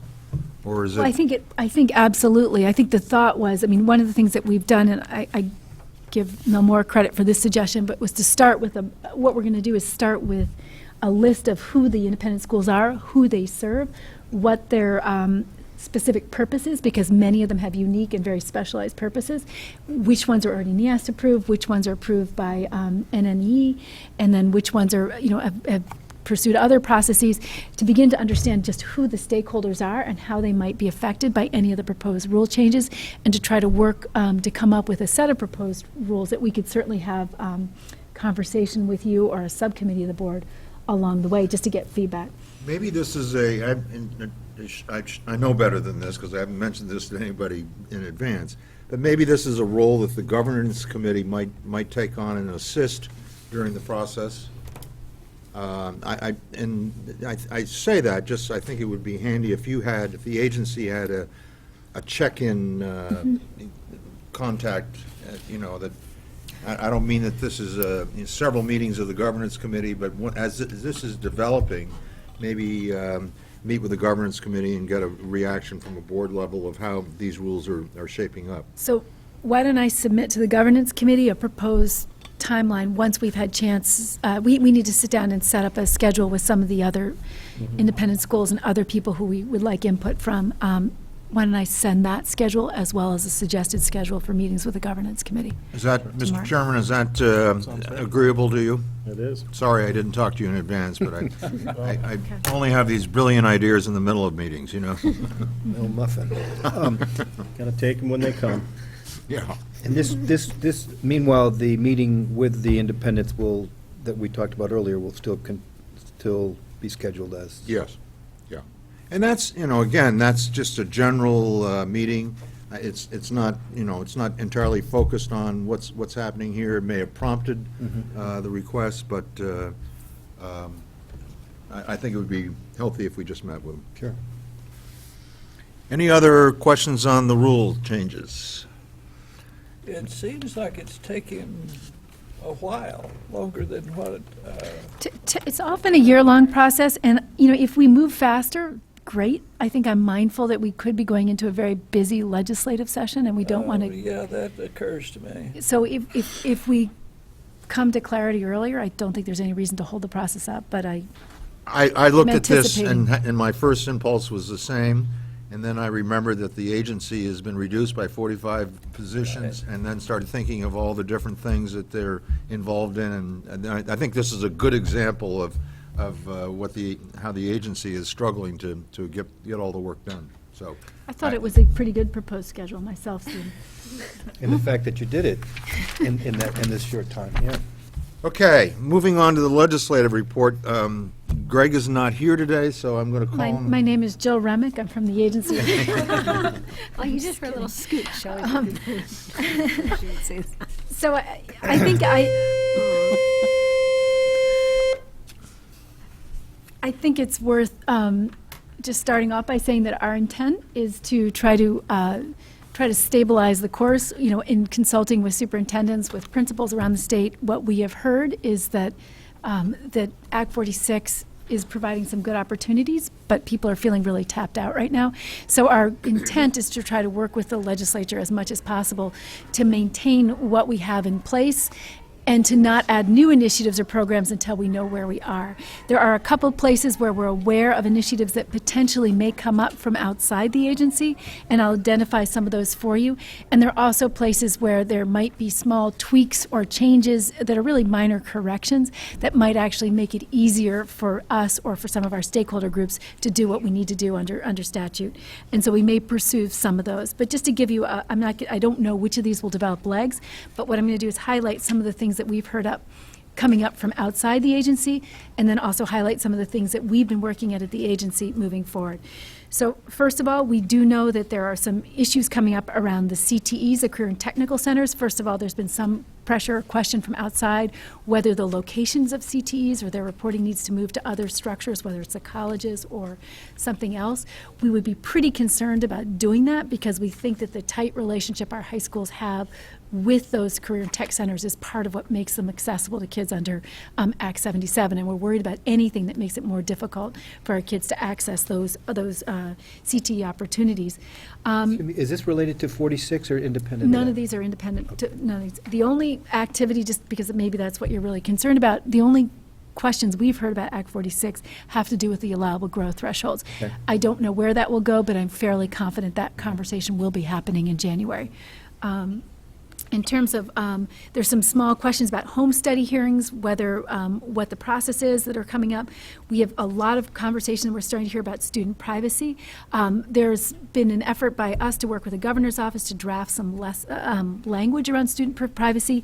And I think part of this comes from the fact that we are sitting on a growing longitudinal data set that has a lot of student data. We are extremely concerned about privacy, very proud of the fact that we got confirmation from the U.S. Department of Education that we could deny FOIA requests to private interests that were seeking student data, we think for marketing purposes. And part of our concern is that if you request enough different data sets, you can, data miner, use metadata analyses to put together different data sets in ways that potentially make students identifiable. So we've been really working hard to try to protect student privacy because, first of all, a lot of us are parents, and second of all, we think that's a really important public assurance responsibility, and there's some indication that that may come up either from us or from somebody in the field, and that may be an issue moving forward. There's some small technical changes about early college status. I know the agency is looking at whether we can ask the legislature to review. We now submit something along the lines of 30 different reports annually to the legislature. We've calculated it's about a full staff person to execute all those reports if you add all that time together. And many of them, some of them sunset, many of them do not. And we don't know if the legislative interest in those reports has sort of expired, but the report hasn't. So we will be trying to go through them and just ask, is this something you still want us to report on? If it's not, we're going to try to take it off the table so we can free staff time for other activities. If it is something and it still has policy relevance, obviously we'd be happy to continue to provide. There's some interest in updating some of the language regarding distance learning, textbooks, and digital resources. Some of the needs, instructional needs, have evolved in that area, so we may need some additional language to support some of that. There's, in terms of the fee bill, we have two possible considerations. One is ROPA fees for processing. This was held from last session, and we can provide you the longer explanation if you want. The challenge is that cost is substantial. The cost to the agency of performing that ROPA review is substantially greater than the current allocation, and what we're mindful of is if we stop doing ROPA reviews, which we may have to stop doing, this is for the teacher education programs, they will have to get an external review from some nationally accredited organization. It tends to run 3 times as much as what we could do it for internally. So we would prefer to do it internally because it's an affordable option for our teacher education programs, but we may need some help in order to be able to continue to do that. There's also some question about whether when we review and process home study applications, should some fee be assessed for that? We've never assessed that, but it's something as we get very, very tight, we are beginning to explore and consider.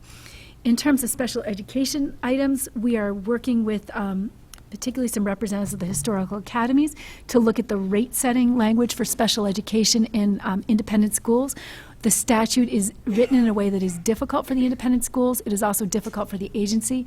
And the intent was if we could find a way to work together on some language that was mutually agreeable, so we had a win-win situation. We believe we share the same objective in terms of finding an appropriate way to establish the cost basis for special education in independent schools, that we could possibly get a win-win for both the agency and the independent schools. And so if we can come to that, I think they're currently reviewing the language. We hope to be able to bring that together. The way the language was written, it was written for private schools that only serve kids with disabilities. And obviously, we have many independent schools now that serve a broad range of students. They have a regular education program, but they also provide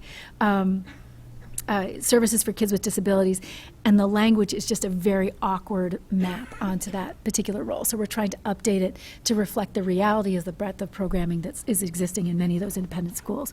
And then the other thing we've done, or we're working on, is we have done some work around special education study. There's been strong interest and pressure to perhaps look at revising our special education funding system. We are really trying to push hard. We do not feel that at this point we can sustain change, partly because we don't know where our systems are moving into governance, and that may play in to what makes sense for us in terms of special education funding. In addition, we think it's a poor idea to do now because we're conscious of the fact that shortly after ESSA, the federal IDEA, which is the federal bill around special education, often is up for reauthorization, and we don't think it makes sense to move as a state until we have a clear sense of where the federal government is headed.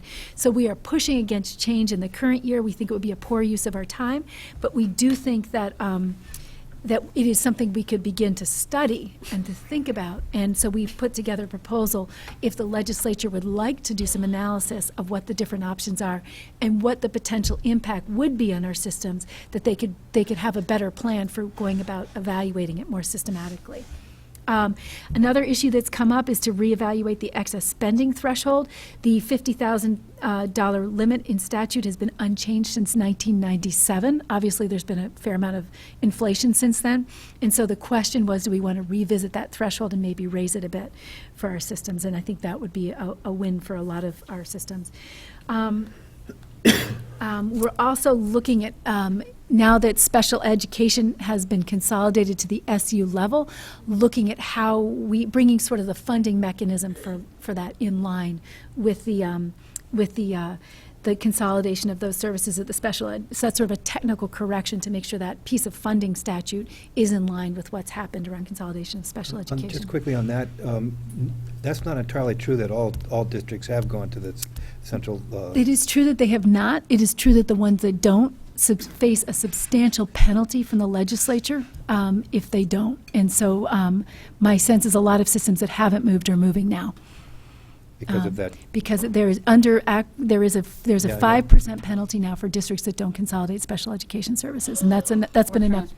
Or transportation. That's been enough to really make people look hard at the numbers. And obviously there is a waiver available if you can demonstrate that what you're doing makes fiscal sense. By and large, we're seeing that statewide systems that have consolidated those services are both improving service delivery and also saving quite a bit of money in some cases. Who grants that waiver? Yours truly, I do. Agency of Ed. And So has there been any requests for waivers? there have been some requests for waivers. Some of them have been denied, and there have been cases where people make a credible case that, particularly in the case of transportation, that they need a waiver for some purpose. But what it does is it challenges you to analyze it and make sure that you're making the right decision for kids and for dollars. On a couple of things that you just mentioned, the list of reports that is required by the various bills and acts, is there a master list of that in the Yes. agency? And so has the legislature, the body, whether, I don't know who specifically, but I think as a whole, as opposed to saying that this committee requested this and this committee requested this, and that perhaps the entire legislative body should get that list of what's been required over the last few years, or 5 years, so they could see. I mean, I had, in reference to 156 and 153, which I was going to bring up under our action items, there's a lot of language around will do, when in 2010 and 2012, there was legislation that actually mandated some of these things that may or may not be happening. But then is the agency a regulation agency, or are they a helpful agency to help better education? So, I mean, It's interesting that you bring that up, and correct me if I'm wrong, but that's an issue that came up when we were meeting with the chairs of the Appropriations Committee on staffing in general. Their third request is for us to make any suggestions on what's being asked of the agency by the legislature that could be eliminated, that might make the workload a little easier. Well, I think, and this is just... Is that correct? So I thought that was a pretty perceptive question, and we have yet to meet with the secretary to see if she will share that with us, but... So I'm going to give an example. I mean, legislature, people change, boards change, secretaries change, and, there's a 2009 report that was asked of Armando for the small schools grant. It was very detailed, Bill Talbot, and they drove all over the state. 3 years later, they asked for a similar report. Nothing was acted on in the 2009. So I just think, I'm not saying that people shouldn't ask for reports. I just think that if people knew the big picture of what was being asked, they may be a little more discerning about what they think needs to come back to them and by the way of information. And here's an opportunity with this request for staffing to do that, to bring to their attention not only the Appropriations Committee, but the Education Committees that, hey, this is what all these things are costing us, and the question is, what service are they actually providing? But the 8 years I was on the House Education, and perhaps Donna can back me up, I know at least twice we looked at these reports and made some changes, so I think Donna may have something to say. Not to the small schools grant report. No, but I'm just, overall reports, to try to winnow them out. Okay. Yeah, I was going to try to go there, Tim. Sure. Come up to the, there's not a microphone on the table. You can have Dylan's. Hi, Donna Russo-Savage, Agency of Education, formerly of Legislative Council. And I can tell you from that position, it wasn't until a few years ago that the legislature even kept track of the reports. And we created a database to try to track that just a few years ago. And one of the things that has resulted from that is that every 2 years, and this session is the year, so it's a perfect timing, and that was what I wanted to let you know. Betsy Ann Rask, who works for the Government Operations Committee, puts together a list of reports and shops them around to all of the different committees and says, do you really need these to continue or not? Generally, they're ones that have been going on for a long time, and so there's curiosity about whether or not it's going to continue. So it's not the entire, the list that the education committees receive will not be the entire list of all reports that they request. But they're trying to do this now every 2 years to have them look at it. So this would be a great year, and then put together a bill that gets rid of all the ones that people are willing to get rid of. Right. This would be a great year for it. I also, before I left Legislative Council, ran some reports from that database so that I would know what reports are required from the agency. So I do, have that I can. We have that, and it's not just the reports, it's also the task forces. But I just think it's important to note that somebody felt every one of those was important. So even when we say that's not an important report, there was somebody who felt it was important enough to ask for it. And so that's kind of the challenge. So when you say, what should we give up? We do it because somebody felt it was important enough to get it into statute at some point. So I think that's the challenge and I think part of the challenge that we have in the context of the declining revenues at the state level is that what we want to do is bigger than what we actually can afford to do. And so our experience last year was that there were many things that people wanted to do. We didn't have resources at the state level to support new initiatives or new programs. So what tended to happen is we got either a task force or a report. Right. And so it was a way to try to do something in the absence of having resources to do something. And that's, I think, the challenge that we face as a state. But I think we need to be very careful to acknowledge that there may have been we can't just say things that don't matter, because they do matter to somebody, which is why they're on our plate in the first place. And, I mean, that's exactly my point, though, is if the people who may have thought it was important 3 years ago may not be there. So if there is a comprehensive list and it is shared with the legislative and the Senate bodies, I don't know, I mean, Donna was saying there's one point person now, but I think it is a good time to take a look. I mean, I'm wondering in, 153 and 156, I mean, look at the crosswalk that's happening right now with the proposals that are coming in front of us. They're pieces of 56, pieces of 53, pieces of 46, and somebody is having to do a crosswalk to see what fits best into what can make it happen, as opposed to one piece of legislation. Right. And I guess I hear you. And I'm just saying that, for example, we testified extensively on school discipline data and why it is what it is and what the strengths and weaknesses are. And after that, we got asked to do another report that basically repeated the testimony. And it's just because we feel like there's something we ought to be paying attention to as a state, and we're not sure how to deal with it. And that's part of the challenge. I actually think that some of the unification may help, because there are things that in many states are done at a district level that people are looking to the state to do because our local districts do not have the capacity to do them. If we have more robust systems at the local level, they may actually be able to take on some of these issues around discipline or whatever it is, equity, implicit bias recognition, people bullying, that really are local responsibilities in most states, but we're asking at the state level because our districts lack the capacity to do it. So I think part of it is systems thinking and how Right, we and get that goes that back out. to the data collection are we collecting the same data? Is everybody's data the same? What Bill was asking, who's going to fund that collection? Much of it we have. If you have a school with only 9 kids in the class, we can't report it because to do so would be identifying individual kids. So it's the other thing is the N size again. So we can give you aggregate data at the state level. We can't give it to you in most of our systems, even with discipline, because it's FERPA. Can I go through just a couple really quick, some of the issues that you might hear about? I think, first of all, these are issues that we hear coming from the field. I've already identified some of them are coming up. We know that there's going to be a lot of discussion around the allowable growth cap. There's been fairly strong feedback from districts, and I think the legislators have begun to talk about that issue as well.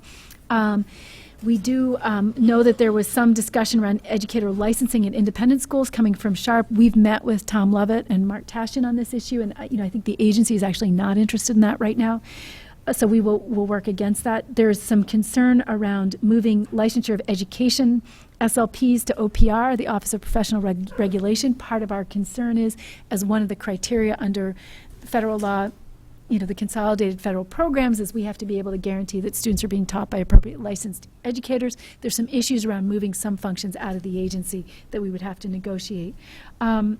There is some movement around discipline and exclusion, specifically coming out of Vermont Legal Aid, to prohibit administrators from suspending students. And we would rather encourage people to take a more proactive approach to reducing the likelihood of exclusion. What we do see is that the rate of exclusion seems to be level or dropping in the state overall. Certainly the number of students, young people in incarceration, is dropping pretty substantially overall, faster than the decline in student population. We do feel that we have work to do, particularly as the state becomes more diverse around implicit bias recognition, also particularly with kids with disabilities, understanding the difference between a disability and a discipline issue. There's important opportunities here for professional development, but we'd like to really support some of those. Can I quickly ask, Yep. is truancy an issue? That is something we're currently looking at in our data to evaluate. It is an issue and it affects some populations more than others.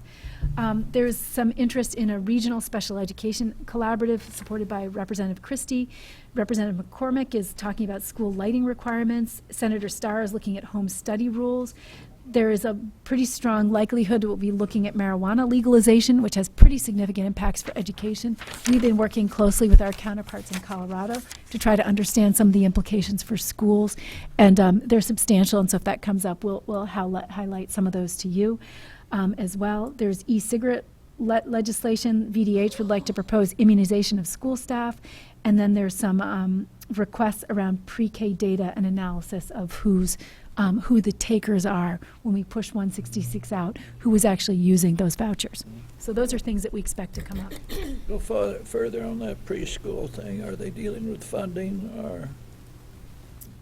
No, I have not heard that yet. So from, in dealing with the legislature, is Greg taking over the lead position? No? Nope. Okay. Nope. I just saw his name on the agenda. Yep. so- No, we're covering until we replace Jill's position. We are in interviews for that position Okay. right now. Any other questions on legislative issues? We're running a little ahead of schedule, and one of the things that I was planning on doing when we started the afternoon schedule was to ask Donna to first give us an overview of how the agency proceeds in reviewing Act 46 applications. So I'm sure the people that are scheduled to be here later after lunch are not here, but I thought I'd ask Donna to give us that overview of how the agency is dealing with Act 46 applications. Could you yeah. Make sure Krista gets this mic if she needs to speak. That's not for Dawn. So make sure you get the mic if you need to speak. I think it's just to separate them so that you can tell where district boundaries Okay. are. Don't read into it. These are the red lines that Okay. you're. Yeah, the Okay. thick These are red, the the ones of three thick interest. red lines are the ones that you're concerned Okay. about today. Pardon the interruption. Quite all right. I'm going to refer a couple of times to the governance team, and I just wanted to make sure that you know who that is. This is at the agency. It's the secretary, Bill Talbot, Greg Glennon, our general counsel, Brad James, and me. In your packet, you've seen a worksheet that probably is something you've never seen before, and it was something that I showed you not filled out when I met with you 2 times ago. And we've asked the study committees to begin preparing them. They have, and I'm sorry that I'm not as, I didn't get a chance to pull all my stuff together before I came up. I thought I was going to do that during lunch. But if you can find one, we've put them together for 3 reasons, and we're asking that they be completed for 3 reasons. One is because we think that it helps the study committees to focus their review and make sure that they are covering each of the different criteria that they're asked to address, both in existing statutes and in the various acts that have created these merger initiatives. It also helps us in our review when the governance team is looking at things so that we're able to see what they've identified as we think that this is going to be a result of our proposal. And then also the first several pages of it we're attaching in the packets that come to you so that you'll have an overview.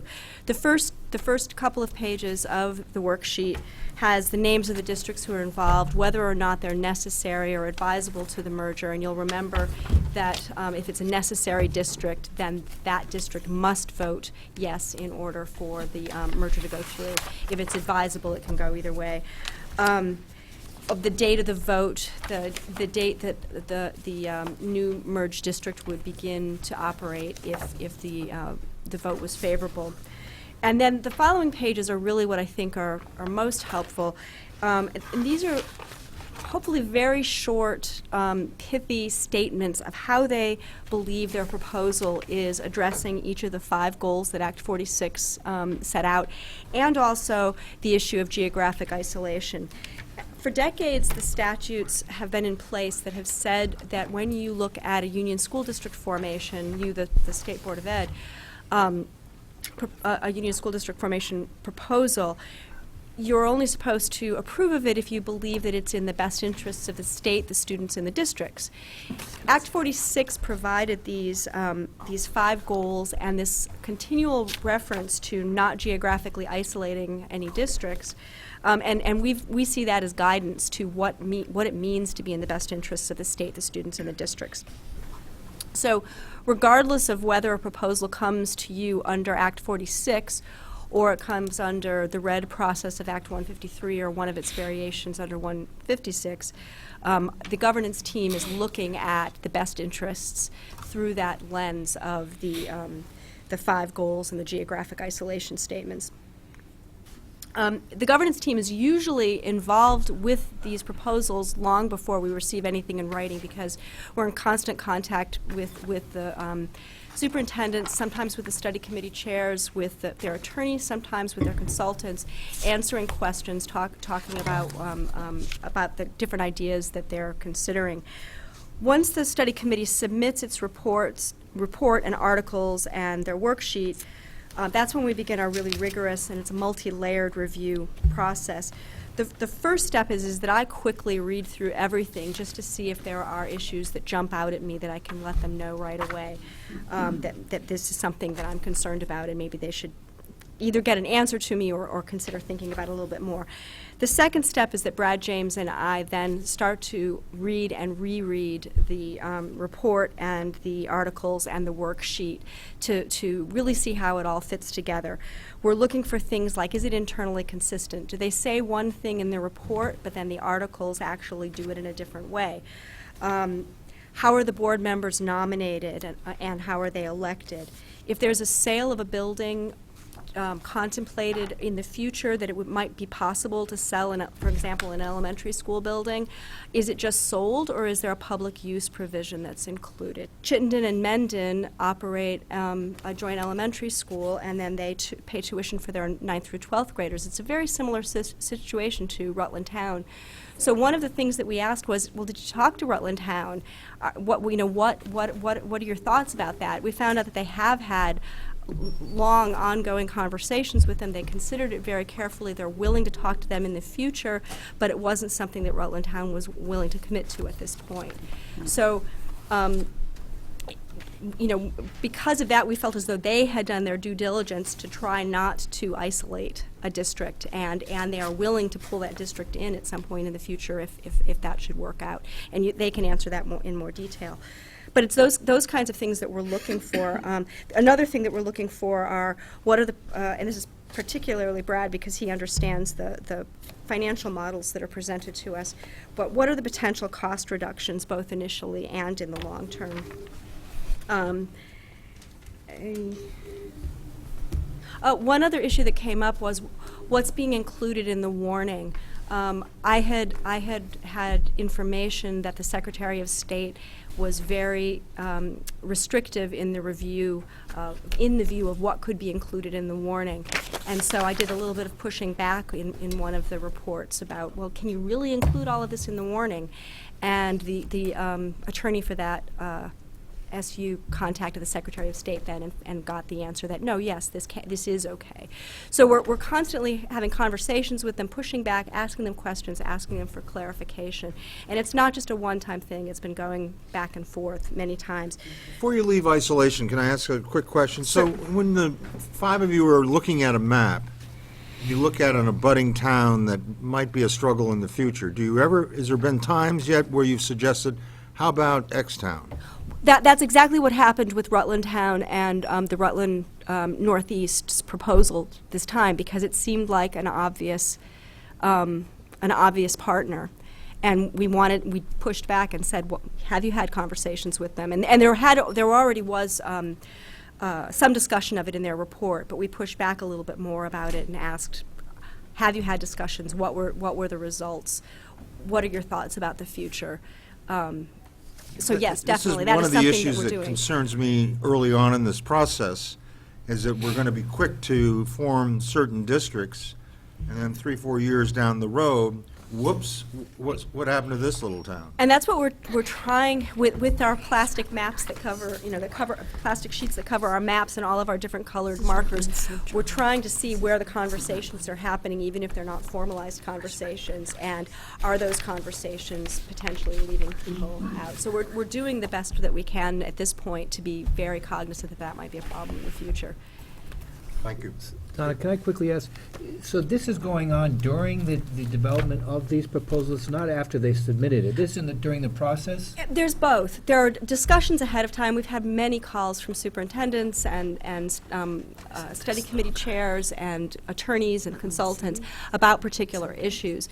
The really, really in-depth conversations don't happen until they send us something and we see it in writing. But we're encouraging people to send us their documents even before they're finalized, just so that we can start having those in-depth conversations early. Throughout the review, the governance team is meeting on a regular basis. We have a once-a-week meeting, but we also, are all right down the hall from each other, so we're constantly in and out of each other's spaces, talking about various issues that come up at the same time that all of these conversations are happening with the people at the local level. once we get to a point where we feel as though we're satisfied with the answers, the study committees make revisions as necessary to clarify issues or to address issues that haven't been addressed, and then they submit the final report and articles in the worksheet to us. At that point, Brad and I prepare a draft secretary's recommendation for the secretary, and both that draft recommendation and the final documents from the study committee are sent to every member of the governance team, and we all review all of it again and make sure that we feel comfortable, make sure that the secretary feels comfortable before it comes on to you. Let me ask you a procedural question, and it's early on, and this is probably more likely to happen in the future. Is that you seem to have a very good working relationship with the study committee now. But at some point, when things get a little tougher, that may not be true. So is the process, do we get to a point where, maybe the agency doesn't approve of a study committee proposal, and that it still comes to the board, and the agency makes it very clear to the board that this is not with our consent, and our suggestion might be? Is that going to be the process? We've already had those conversations that have come up. I'm not surprised. That's why I'm bringing it up. And I think that we've been very civil. I'm hoping that the study committees realize that we're trying to be very, very helpful, but we're also being very rigorous and for the good of the state and for the good of their local region. So I think there probably are times that the study committees have already been annoyed with me, but hopefully we have a good enough relationship. At this point, they can let you know how annoyed they've been with me. But that has come up. And one of the things that we did was say, it came up in connection with, in the future, if a new district went through the process that it created to close a school building and wanted to sell it back to the town in which it was located for $1, it didn't have a provision for that needed to be used for a certain length of time for a public purpose. It could have, theoretically, the town could have turned around the next day and sold it for a very large profit. And we said, did you talk about this? And they said, yeah, we talked about this, but we decided we didn't really want to hamstring them. So we went back to them and said, well, this really is a statewide policy concern, because this building has been constructed with state aid, it's been maintained with statewide property taxes, and you don't have to tie their hands forever, but there needs to be some sort of a provision in here that does protect the state's interest, at least for a period of time. And here's some language that's been used in some other proposals. See what you think about it. We've got to let you know that if this isn't included, the secretary wouldn't be able to recommend this, and the secretary wants to be able to recommend your proposal wholeheartedly. And so it was taken care of. But under the law, they are allowed to come before this board even if the agency has not approved it. Let me just see the language. It does say... Not that I'm suggesting that.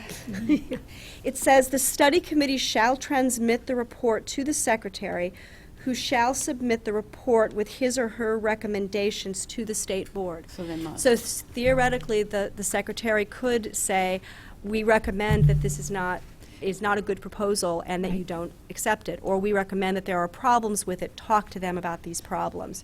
Our goal is to work with them and to give it a really vigorous review up front, so that by the time it comes to you, the secretary feels very positive about what the proposal is. So my question is not misinterpreted. We would encourage study committees to work very closely and strongly with the agency before they're submitted to the State Board of Education. And just to be clear, I mean, a lot of the criteria that you've just discussed on it, for example, the issue of proportionality, if we didn't address it, it also could be something that would trip up the system down the road. Exactly. So part of our pushing on some of these issues is to prevent future challenges for systems. And so usually the conversations are productive. It's just about how do we achieve this shared goal. Exactly. Sean Marie? I have two questions. One, I think I'll hold till we're at the proposal to talk about the proportionality on the legal letter from Pietro Lynn's firm. And the other is, I had understood somewhere in statute that you couldn't sell the building for $1 in some of the previous 706 studies that had been presented years ago, that I thought it was it was somewhere in here that you couldn't sell a school building for $1, or maybe that that it has to be assessed at its true value? Look under duties and powers of the electorate. Okay. Why don't you? Keep going. I mean, Yeah, why don't I you can look at that. continue? I'm not aware of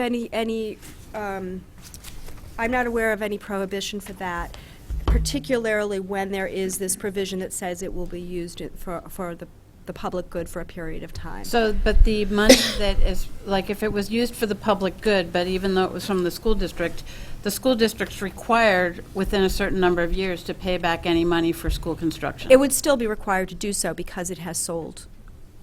Even for $1? Even for $1. Okay. I'll look that up. Okay, why don't you continue with your overview, and then we'll break. Okay, and I can really quickly address the issue you said about Pietro Lynn's letter. But I just thought we'd wait till they were here. Fine.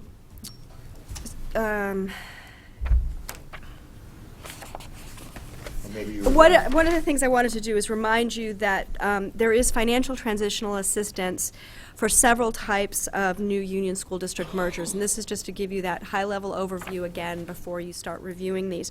And we're looking at it as 3 phases that are either created by or contemplated by Act 46 of voluntary merger. The first phase of voluntary merger are those accelerated mergers. And they are specifically created in Act 46.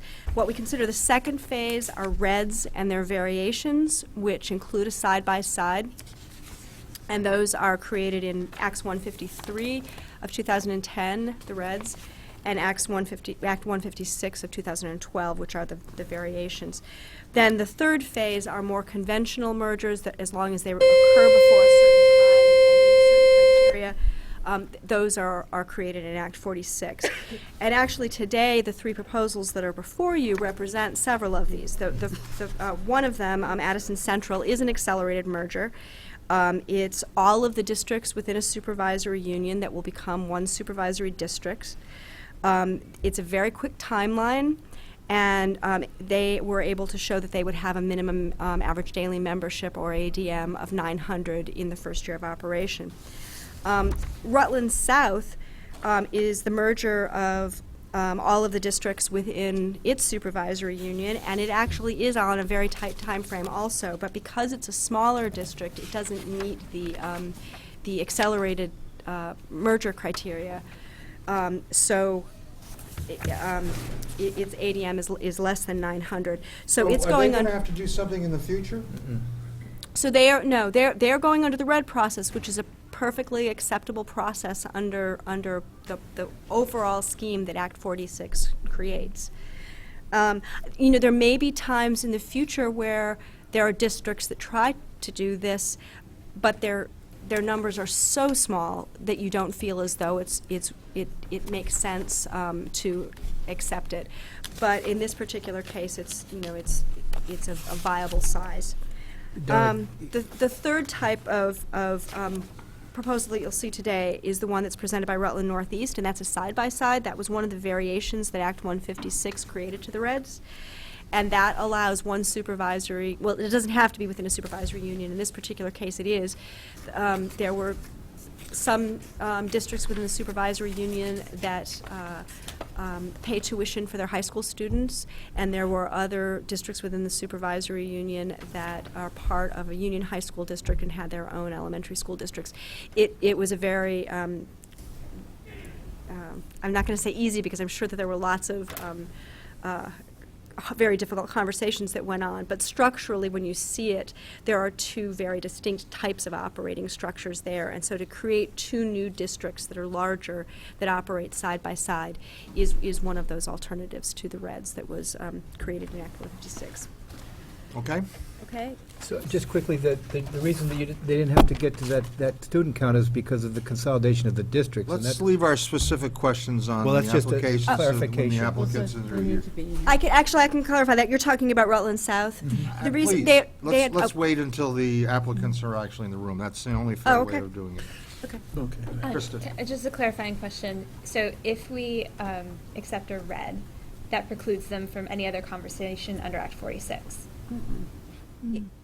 So if that's, I just want It to doesn't clarify. preclude them, it doesn't obligate them, I think. It doesn't is the obligate them, distinction. so they don't have to have conversations with their neighbors. No, although at some point in the future, if you were to say, gee, it really makes sense to take on this additional district, and they were willing to do so, there would be nothing that would preclude them from doing so. Mark? And Yeah, I'll pass. All right. may I just clarify, because I think I know where Peter was going to, and that is with the Reds. You know him too well. With the Reds, it's either a certain ADM or it's the merger of 4 districts. So because Rutland South is merging 4 or more districts, they didn't have to reach a certain ADM in order to pursue that particular path. All right, we will stand in recess until 1:15, and we'll reconvene. And thank you very much. You're welcome. The agenda, in just a second, Ken Page of the Principals Association was tardy for the meeting this morning, so was not able to make an announcement that he wanted to make, but I will allow him to proceed now. I wouldn't take that from him. I certainly will. Thank you, Mr. Chair. I just wanted to, as you know, when I come to these meetings, I do the best I can to advocate for people who are in the principal's chair because I was a teacher and a principal for a lot of years. The Wallace Foundation is a national foundation that does a lot of work in education, proactive work in education, and recently they've put out a study called Developing Excellent School Principals to Advance Teaching and Learning, Considerations for State Policy. I rarely have read the things that just sort of resonated with me, and I said, well, this guy really says what I have, believed my entire life. So, read the report, and on a lark, I called him at the College of William and Mary and said, very typically in January, House Ed and Senate Ed are nice enough to be able to talk to principals later in the afternoon at the same time we're having our executive council meeting. So I said to the guy, would you ever think of coming to Vermont? And to my surprise, he said, absolutely, I'd love to talk to a state legislative group. And he said, and you can book me up to talk to anybody else you want to as well. So Paul Manna, Dr. Paul Manna will be coming. I've given the report to all of you. I've got copies for people in the audience. I will say this is an unprecedented opportunity to get a national speaker who's really talking about state policy and the value of school leadership. Now, this is not to demean the important roles that school board members have and superintendents and many others have. So it's not to say that our job is more important than anybody else's job. It's just a voice that I want people to be able to listen to. So that day we'll be speaking with Dr. Manna. He'll have some chance to talk to the Executive Council, to go to House Ed and Senate Ed. And then in the morning, he'll be speaking to principal mentors. And I've offered some time to Rebecca in the Agency of Education. So I hope we as a state, take advantage of this really excellent researcher who's written a really common sense report about state policy and listening to the voices of school leaders. You have a copy there. It's only 12 pages of the 90-page report, but at least gives you some sense. And in the very back of the paper is his little bio and some information. The 2-page release from the Wallace Foundation is there as well. We don't get this chance very often, and I'll just say this. I was at National Association of Secondary School Principals last week, and they're trying to get him for a national conference, and it felt pretty good to say, yeah, but he's coming to Vermont. So really, kind of nice. So you have an opportunity, if any of you are interested, and I know Bill Mathis has already said he would like to be part of this. We'll certainly make sure you get an invite and can attend one of these sessions, and should you want a special carve out, I'm sure I could get you some time alone with Dr. Manna. So thank you. Thank you. Great. Thanks. Ken, can you hand mine to Krista to pass down? Absolutely. And I didn't get one also. Oh, okay.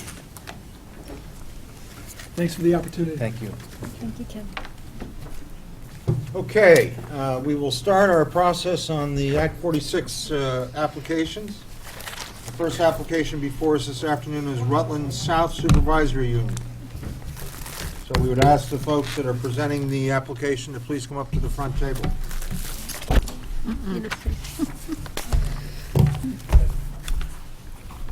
I presume you're ready? I'm ready. Thank you very much. George Ambrose. I'm a resident of Clarendon and a member of our Rutland South Study Committee. Also serve on a couple of the school boards and the SU chair. I'd like to just take a minute and introduce the study committee members. There's not very many of them. To my left is Grant Reynolds. He is a resident of Timoth. And over here on my right is Ken Fredette, who yesterday morning was in Rutland Hospital getting a hip replacement, and is the dedicated committee member to be here today. And behind me That deserves applause. Adrian Raymond. Wait a minute, before you leave that, he informed me that he was in no pain as of now, but he was worried about what might happen here. Well, that's possible. Anyways, over here we have Adrian Raymond from Shrewsbury, and back is Tammy Heffernan from Wallingford, and in front of her is John McKenna from Clarendon. Did I miss anybody? I guess I got them all. Over there. Oh, that fellow over there in the chair? Yeah. Dave Younts, our superintendent. Anyways, first off, I would like to thank the Agency of Education and all the other Vermont agencies concerned with education for their help in this process. In fact, just last week we were at the one up in Montpelier at the Steakhouse and received some fine tips on communication. So thanks to one and all. Anyways, our study committee formally started work last July. And first off, we took a quick look at the law and said, we can get into this and handle it. And at first, we were hopeful because we serve over 900 students in this organization. And then as we just studied further, we realized they had to be resident students, and we don't have 900 resident students. And so our next step was to think about, well, is there somebody in our local surrounding areas that might want to join with us? So we did some visitations to school boards and superintendents and board chairs to that end. And what we discovered in that process, that most of them were concerned on what they could do in their area to preserve what they had, I guess, is the most charitable way of saying that. One of the things that we decided subsequent to these visits was that what else can we do? And so that's when we came up with the notion, well, let's look at the Act 153 Regional Education District. I resist the notion to say the red because it sort of doesn't fit well with me, but that's okay. And one of the things that we've done as we've gone through this process is to inform school board members of our surrounding towns of our progress. And including, by the way, I might mention Rutland Town. The school board members also received our communication. And in each instance, we've always made sure that they understood that our door was open for anybody that wanted to come and talk with us on the topic of any kind of a partnership. Further, as a study committee, we've come to the conclusion that we needed to proceed with our consolidation with the notion in our minds that if we are successful and end up as a new district in July, that we would have a chance to organize and would be in a better position if one of our neighbors came knocking to maybe engage in partnership talks. And of course, if that happens, we'd have to go through the whole process again, but we're committed to doing that if it becomes necessary. Now, I would like to take just a second to share a private thing with you, and that is that as a youngster, I attended one of the several one-room schoolhouses in Clarendon. And the one that I was most familiar with had no indoor facilities, no running water, heated with a wood stove that the teacher maintained. And Clarendon then, at that time, in around 1958, I can't remember the exact year, and was involved in consolidation because they built a two-room schoolhouse to serve all of these students of Clarendon. Now, the two-room schoolhouse, the new building, had indoor plumbing and water, and that building, which is now adjacent to our large Clarendon Elementary School, houses our superintendent's office. So that's an effort we had. Without plumbing? With plumbing, yes. So They moved downhill then, huh? mostly.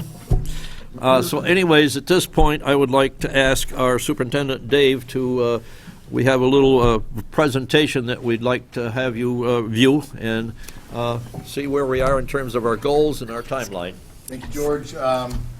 Welcome again to the board. We appreciate having you here. We appreciate you making the trip to the southern end of Rutland County. And I'm also grateful, we have a lot of folks in the room, not just the people presenting, but most of our building administrators from RSSU are here, our study committee's here, and most of my colleagues from the region are here as well to check out what's going on. So I thank all those folks who took the time out of their day.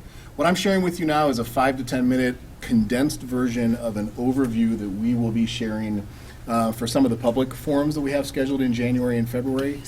If our plan is approved by the board today, that's a part of our schedule that I'll talk to you about a little bit later. And I really would like to start by just touching on the concept of mindset and direction. I'm an educator. Rebecca's an educator. My colleagues are educators. It's very easy for us to live in the world of, man, we can do great things for kids from an equity standpoint. We can do things with schools from an efficiency standpoint. We can think, and we have to live in that world all the time. So for me, something like Act 46, when it rolls out, I could look at that and say, this is cool, let's figure this out. Someone who doesn't necessarily walk in the shoes that I do on a daily basis could take those same words and say, well, this is cool, let's figure this out. And I think it's a really important understanding to have going into all of the conversations that you'll hear from places, that a compelling part about Act 46 is it created the circumstances to make the conversations happen. Creating those circumstances is what brought our group together. It's what brought board chairs together to eventually form a study committee. Was the act created the need for the conversation.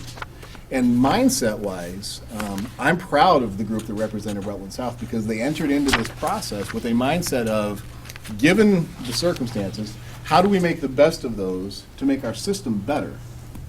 And how do we do that in a way that's inclusive and not exclusive, or something I've talked to Rebecca about before? How do we approach this in a collaborative way as opposed to a predatory way, a way that's looking at gobbling other places up or avoiding being gobbled up by other places? And the mindset of our group from day one was, how do we do this the right way so it's good for kids in this larger community, whatever that larger community may look like down the road. In terms of overall process, just to make you aware of what that looked like, we started getting together to discuss this in a formal, warned way in mid-June.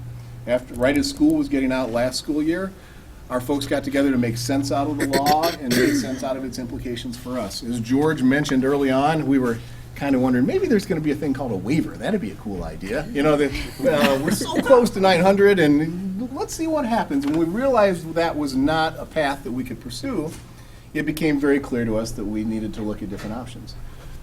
George also mentioned, we went on lots of first dates. We even went on a couple second dates.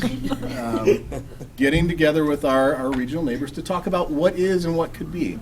None of those conversations, and I credit my colleagues and their board folks, none of those conversations had predetermined outcomes before we went in. And everyone walked into those just in an open fashion, trying to figure out what was and what could be. After doing all that, though, we realized with our size issues, which is 815 ADM here, not close enough to 900 to be 900, with our size issues, but still in the context of Act 46 and needing to do something, Act 153 offered us a path. Mill River Union High School, where you're sitting now, is the 5th of our 5 school districts in the RSSU. We needed 4 under a red to talk about a proposal and pull something together. So once that determination was made, the study committee was really able to move forward and think about what could be and how we wanted to structure that. An important part of our presentation that we share with the public and that we've shared with all of our staff is about our history. I know this is dangerous for me to do. Mr. Mathis over here is a historian of Vermont educational history. Grant Reynolds, who you met just a few moments ago, is our board chair at Tinmouth. He's a former DOD attorney. He's a historian extraordinaire when it comes to Vermont. He could tell you when the rock was put there and who turned it over last. It wasn't Ethan Allen. Like I said. It's important to understand that in our educational history in this state, this dilemma has always been a dilemma. I live in the town of Arlington. My colleague Judy is over there who represents Arlington. And the state board, I know you're familiar with Arlington for a number of different reasons. Grant shared a book with me a while back about the history of the first 250 years of Arlington, Vermont. And in reading this book, I was reading the section in that book that talks about Arlington Memorial High School, where my 2 sons go to school. And that section of that book was talking about the big to-do in the 1920s when they were getting rid of all the local schoolhouses and building the monstrosity giant high school. And if you removed the years, the rhetoric was the same. It was just like I was looking at the comments on Digger or after one of Lola's articles in the Herald. It was the same rhetoric around the same issues that were about control. And so the concept is not a new concept for us to face in this state. This slide is really intended, I know those of you in the back can't read it, but it's really intended just to highlight the process here. This supervisory union and many of the others, early 1900s were created. The scary positions of superintendents were created at that point in time in this state to help govern and manage these systems. The building you're in right now, Mill River Union, they're called the Minutemen because the first graduating class graduated in 1976. That's when this school opened. And that is a perfect example of communities coming together, as George mentioned, taking what was and turning it into what could be to create this wonderful place where we're sitting today that's been here now for 40 years.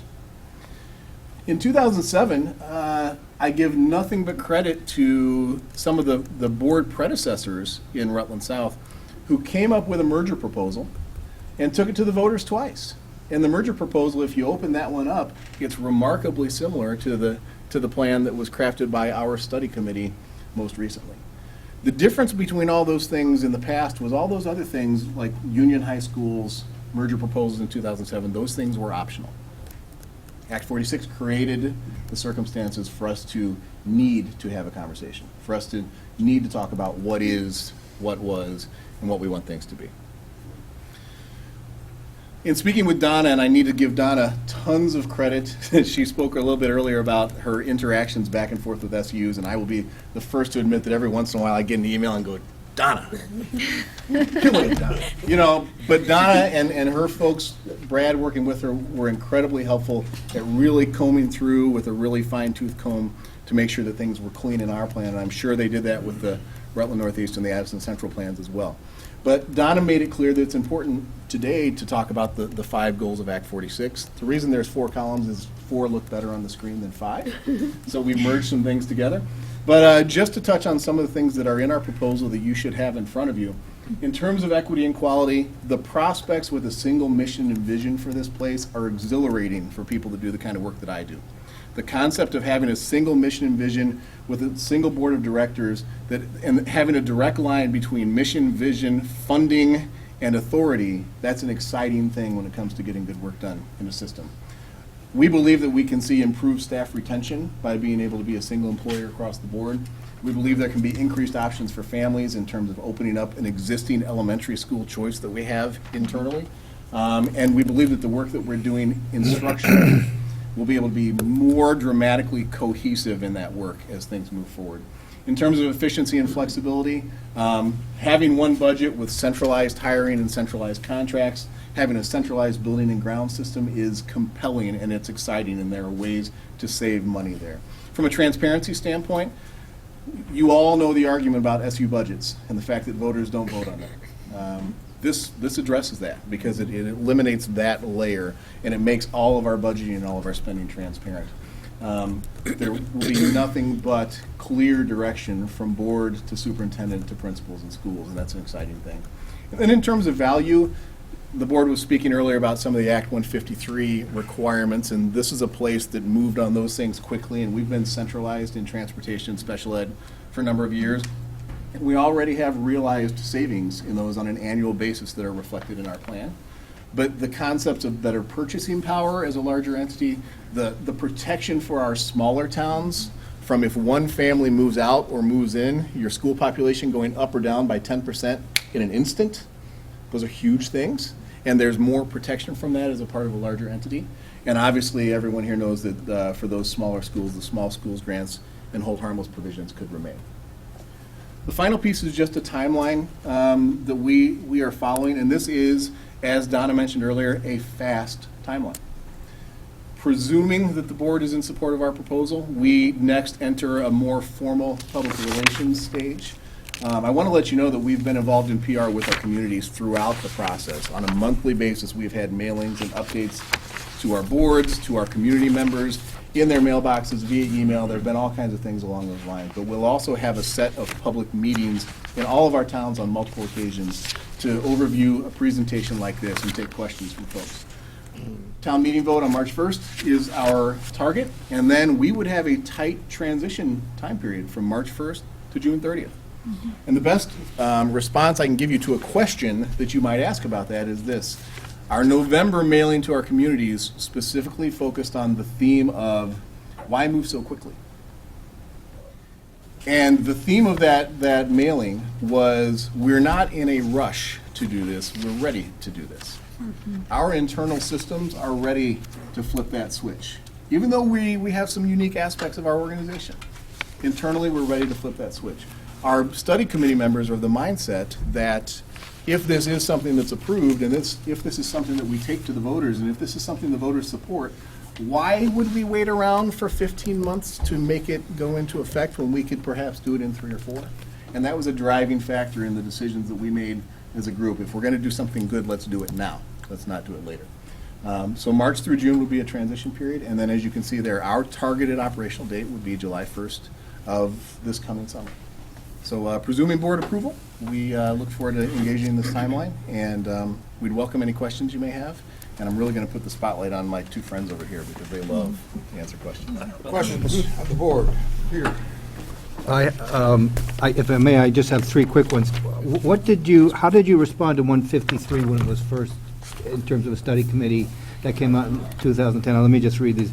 I didn't read anything about impact on local tax rates as a result of this, how they're going to be affected and where they're going to come out.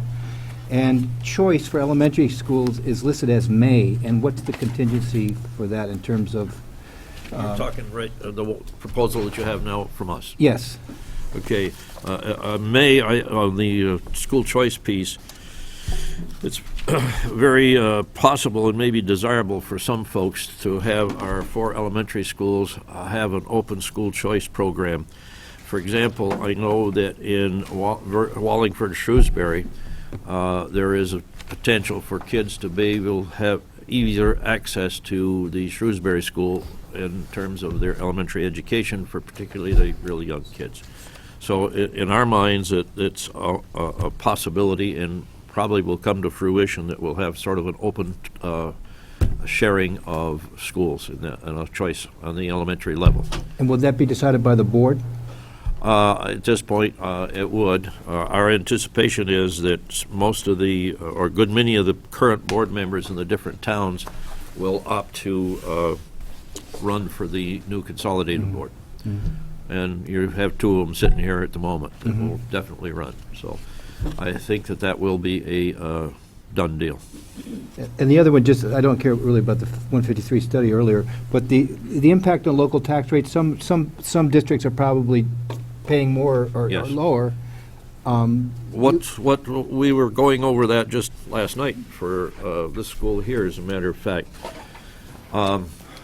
If I remember correctly, I think one town will have a higher tax rate, but the point is if the consolidation doesn't occur, they'll have an even higher tax rate. And the same for this school. Right now, with the caps that we're dealing with right now, our school was faced with cutting $640,000. And after we looked at those cuts, we cut it back and did another review of it. But one of the problems that you have when you make cuts is you've lowered your cost per kid, so your tuition from sending towns goes down. So our income goes down as we have our expenses go down. So we have cut a huge chunk out of the Mill River budget, but it looks like we're going to be around $280,000 over the cap. And our committee last night voted to move it to the full board, even with that situation of where we would have, I forget the rate of increase. Does anybody remember? It was there last night. I can't recall, but it's going to be upwards of $100 or $200 per appraisal, which is going to be a lot. So in some ways, some people might view that as a incentive to consolidate. So we'll see how that turns out. But one of the reasons that we didn't have some of the tax information in the proposal is simply that we weren't in a position to understand it as we are right this minute. So, Thank you. Did I answer your question? Yes, sir. Okay. Other questions from board members? Sean Marie. I have a couple questions. I was wondering if you could address your attorney's letter about the constitutionality of the makeup of the new board. You want to take that one? No, I can't address it. I'm familiar with his opinion. I have my own opinion, but I'm not a lawyer anymore. Okay. Why did that even come up? Why was that legal opinion necessary to the application? Because it's a deviation from the census and the numbers. One of the things that were talked about in regards to that is you heard from Dave, our superintendent, this place has been in here for 40 years. And the representation from Wallingford and Clarendon has been 4 members each, and with Shrewsbury at a smaller number. And one of the things that I know that we're going to be fighting or discussing or working on from the towns of Wallingford and Clarendon is the fact of their need to have an equal voice in whatever process we're in. So one of the driving factors for me personally was to maintain that equality, and according to our lawyer that you have his letter, that there is some merit in doing that. That's all I can add to that. Can Donna address that? Why don't we, yeah, okay, yeah, sure. But please come up.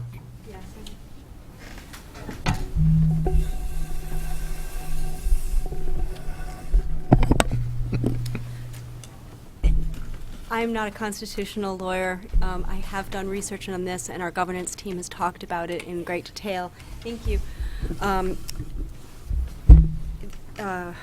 The Supreme Court has given us guidance as to what is definitely not constitutional, and has given us guidance as to what is constitutional.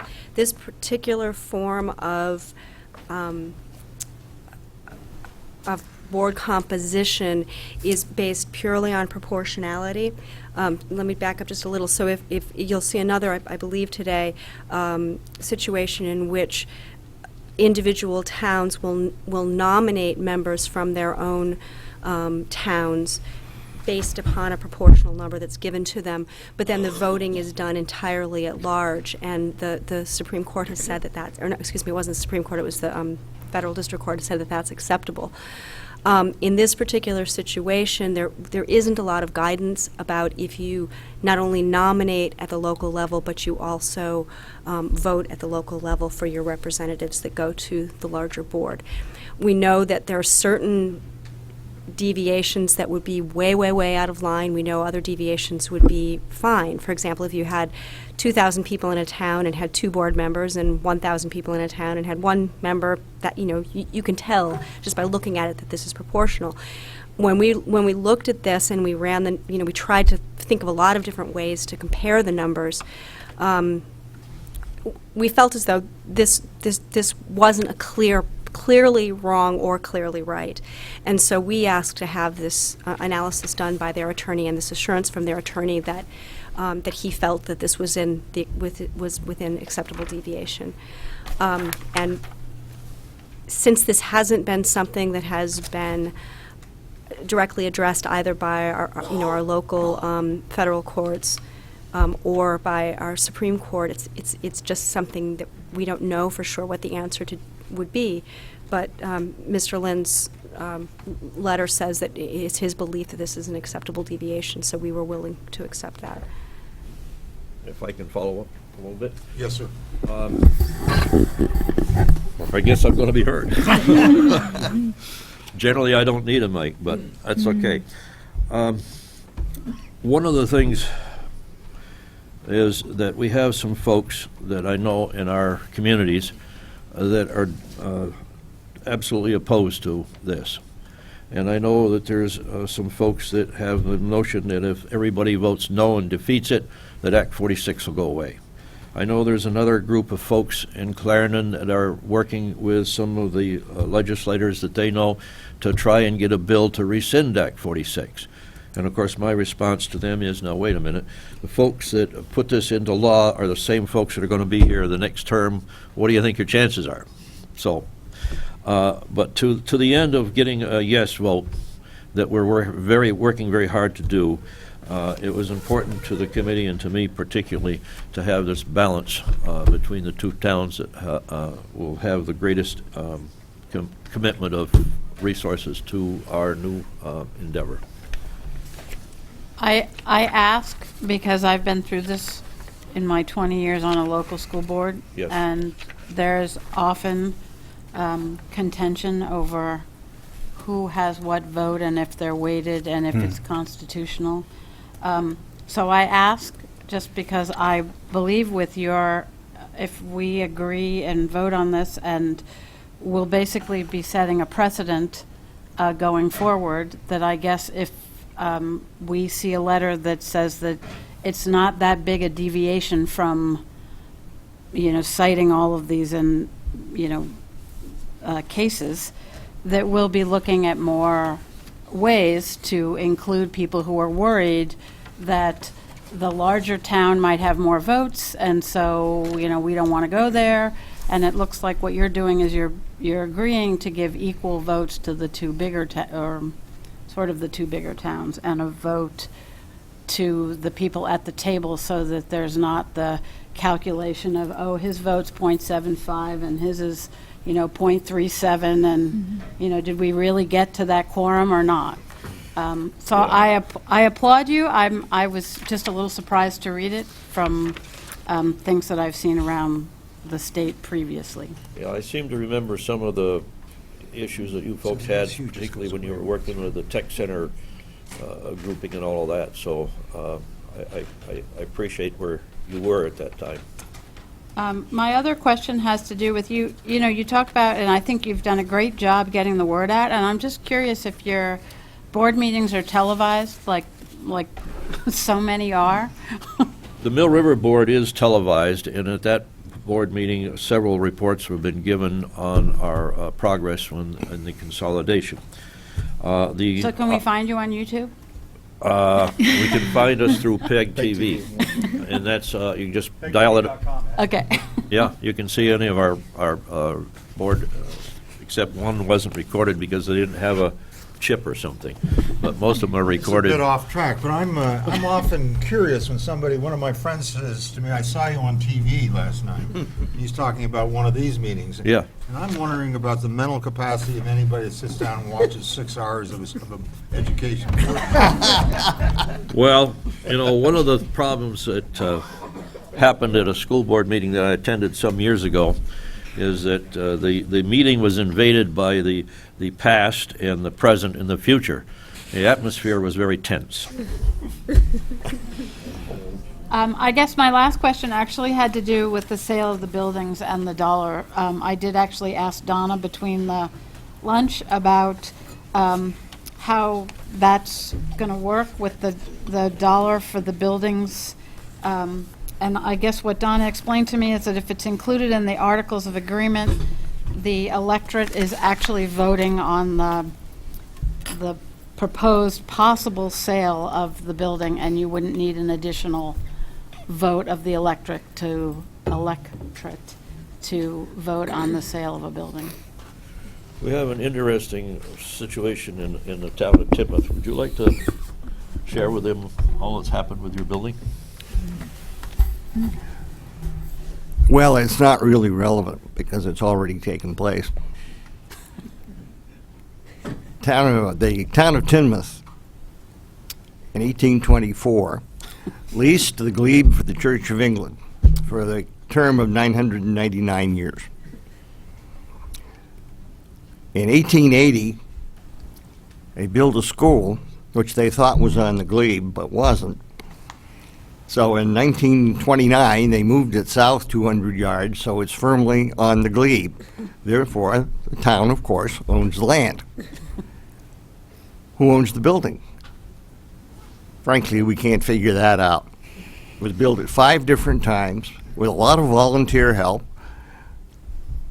The town never seems to have told the school district, go ahead and build it. And then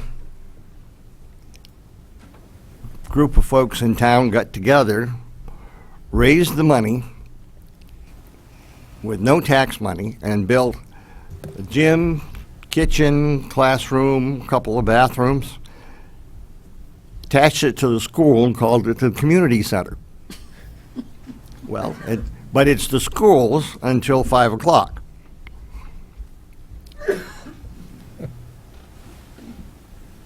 So who owns the school? So at a special town meeting, the school district voted to sell the school to the town for $1 to clear the title. And then the town meeting following it voted to purchase it for $1 to clear the title. So that settles that. That's awesome. And they're planning on leasing it back to the school district. For $1. Now, the school district will have transferable rights for our educational purposes. So, On anyways. on the voting, I sat on a Union High School board where they had something similar in terms of how they constituted the board, but it was weighted.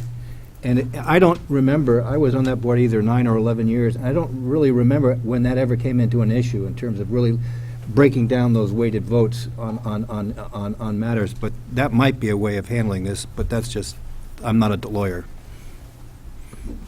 I've got a couple of questions. Certainly. As I read your application, in order to make this happen, the towns of Clarendon, Shrewsbury, and Wallingford, as well as the Mill River District, need to approve this. But Timoth gets to make an independent decision, but if the other four vote in favor of this, then this gets created. Yes. So without Timoth's huge student population, what does that bring the number down to? Our number is 75.19. So below the 800 number then, about Yes. 750, somewhere in there? Yes. And as I understood the explanation, that this application is under Act 153 as opposed to 140, as opposed to 46, is the basic reason because of the number of students? Yes. Exactly. Tell us a little bit about your exploration of other abutting towns that would have made this more acceptable under Act 46. Well, as I said earlier, we had visited several town boards and board chairs and superintendents, and with various people there in attendance as well. And I know that our superintendent has visited with some of the superintendents in the surrounding towns. And our position has been constantly that those folks are working on their own solution to this Act 46 law, and that wanted to maintain their sovereignty, I guess, to some degree. I had an interesting discussion with the board chair of the West Rutland School in terms of what we're up to. The door is open if you'd like to talk. He expressed some interest in talking, but I don't believe that they were ready to go outside of their supervisory union at that time. And not willing to, be a used car salesman in any of these approaches, which in my mind probably wouldn't be effective. It's always been our feelings that if we keep them informed and are successful in our work, that maybe somewhere along the way we'll have some conversations with folks that want to come closer to the 900 number, if you want to look at it that way. So even though... Go ahead. Mind if I add to that? Sure. Just as an exercise to reflect on some of the work we've done, I created a list for George and I to review of the number of different folks we met with. And I filled up a page with, I mentioned those first dates and second dates that we went on. And without getting into tons of detail about specific places and their dynamics, I can tell you that every place immediately surrounding us we have had some interaction with to talk about this. An interesting part that I failed to mention earlier is our study committee made the decision to move forward without a consultant on this work. And I would in no way disparage the use of a consultant. I think that's a wise and intelligent step for someone to take. We were just in a place where it didn't make sense with the level of understanding that we felt we had acquired about the law and some of the decisions became very obvious to us as we were having conversations and doing the work. So in some ways, we didn't have a report to wait for because we had kind of done our own research and investigation. And so in some ways that put us on a slightly different timetable and trajectory than some of the surrounding areas that are around us. They're still working through I that. really compliment you on that. My questions are more to understand the process than anything else. But what I hear you saying, even if you're successful with this application under Act 153, you're open and willing to consider other abutting towns. Absolutely. One of the things that I guess I'd like to mention is our friend Grant over here sat down with our neighboring towns, our towns, laid out the numbers, and just from the standpoint of numbers, made all kinds of possible combinations of these towns in a big circle, say 30-mile circle from where we're sitting, in terms of what the possibilities were of who joining who. And it was a fascinating compilation that he did. And in my mind, that was, in a sense, our study. Are there any other questions or comments from board members? Any members of the public wish to add any additional comments? Not seeing any, I would entertain a motion on this application. I make a motion to accept the proposal from... Rutland South. From what? Rutland South. Rutland South.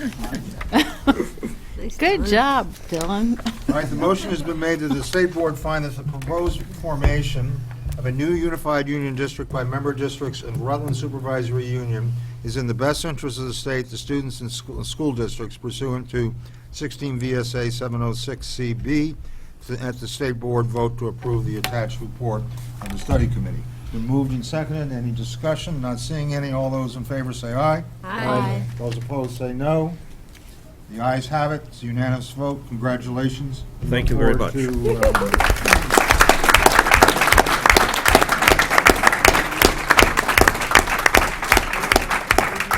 I would like to add that little PowerPoint was really well done. Yeah. So would you kindly introduce yourselves and make your presentation, please? Sure. Peter Burrows, I'm ACSU Superintendent. I'm Ruth Hardy. I'm the chair of the ID4 School Board in Middlebury and the co-chair of our study committee. I'm Suzanne Buck. I'm the vice chair of the Bridport Elementary School Board, and I'm also co-chair of the study committee. Thank you. So we're really, really excited to be here. A ton of work has gone into getting to where we are today. Dave mentioned history and looking back many years, and I think ACSU reflects that same kind of history in looking at working together. And this question about being a unified board is one that we are not coming to for the first time. And I'm going to allow Suzanne to start out our presentation. We've got a presentation up here we're going to go through, and then we'll look forward to questions.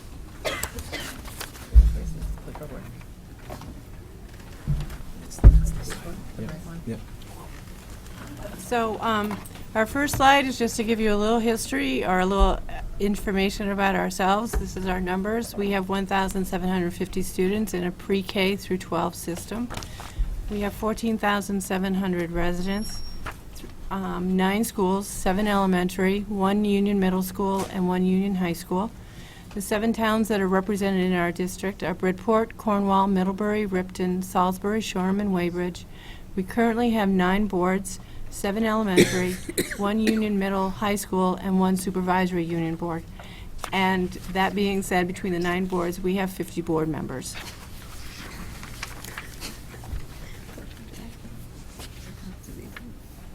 So this is our progress towards unified governance. It's an overview of where we have come from.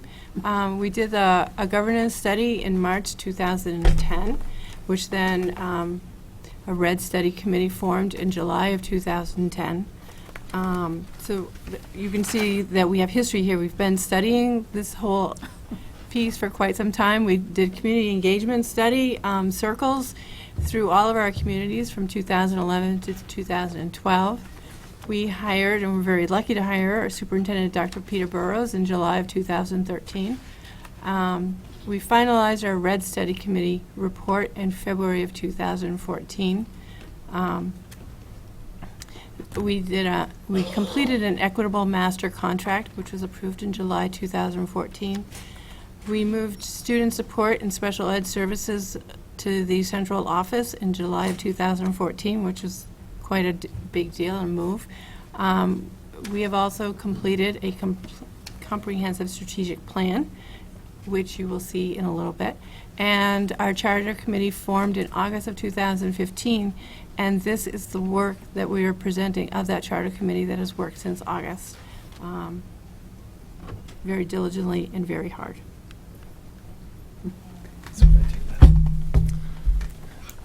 So Suzanne mentioned the strategic plan, and I'll move over here. If there's not total chaos over there. Sorry. So last year, we spent the entire year working on a strategic plan, and one of the first things that I found in coming to ACSU was that we had a lot of incredible educators, we had strong community support, but we really didn't have direction. And last year, we went about creating this strategic plan, which is being handed out, to lay out some foundational goals of the things that we want to accomplish as a single organization.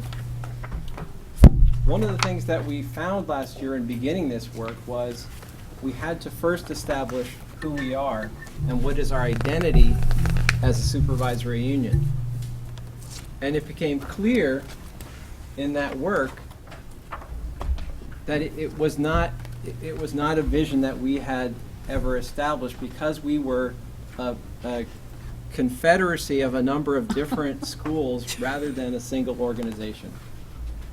And when you're trying to change status quo and you're trying to move an organization forward in the 21st century to make the kinds of changes that we see happening at the state level with Act 77, with support for more personalization and greater flexibility in the classroom, you find, whether you're a board member, a superintendent, a principal, a teacher, or a community member, that there are many, many systems in place to make change really challenging.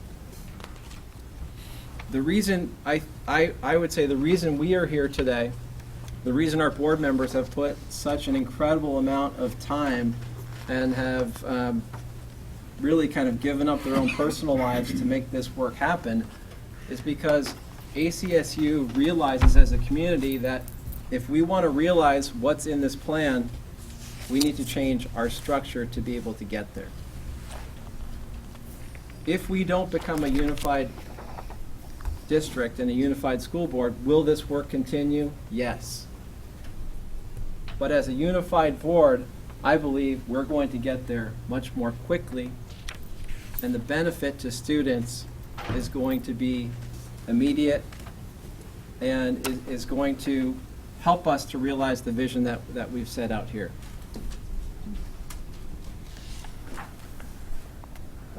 Do you want to talk about the two of you? So so we developed a charter committee, and so the way we worked it was Middlebury has 6 members? Yep. 6 members on the Middlebury, and five, sorry. So it's Jason Duquette Hoffman, Ruth Hardy, who's sitting to my left, Devin McLaughlin, Lorraine Morris, Barb Saunders.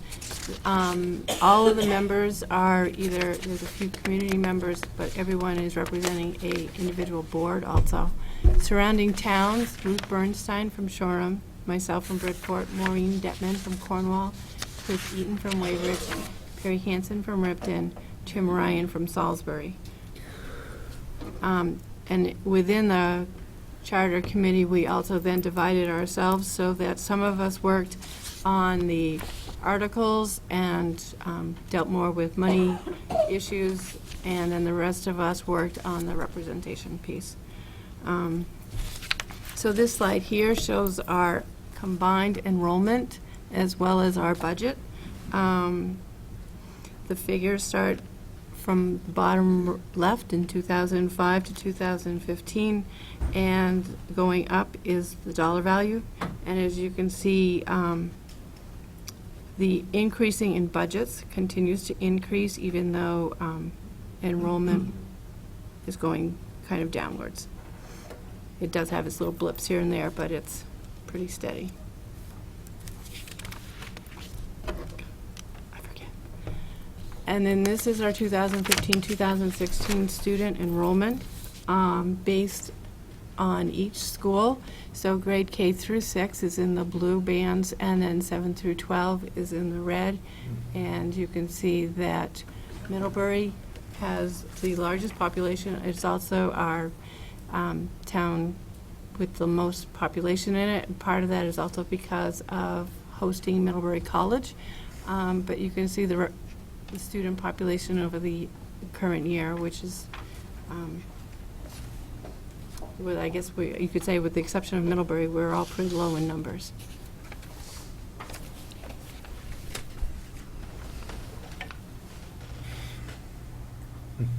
So now we're tag teaming here, so I'm up.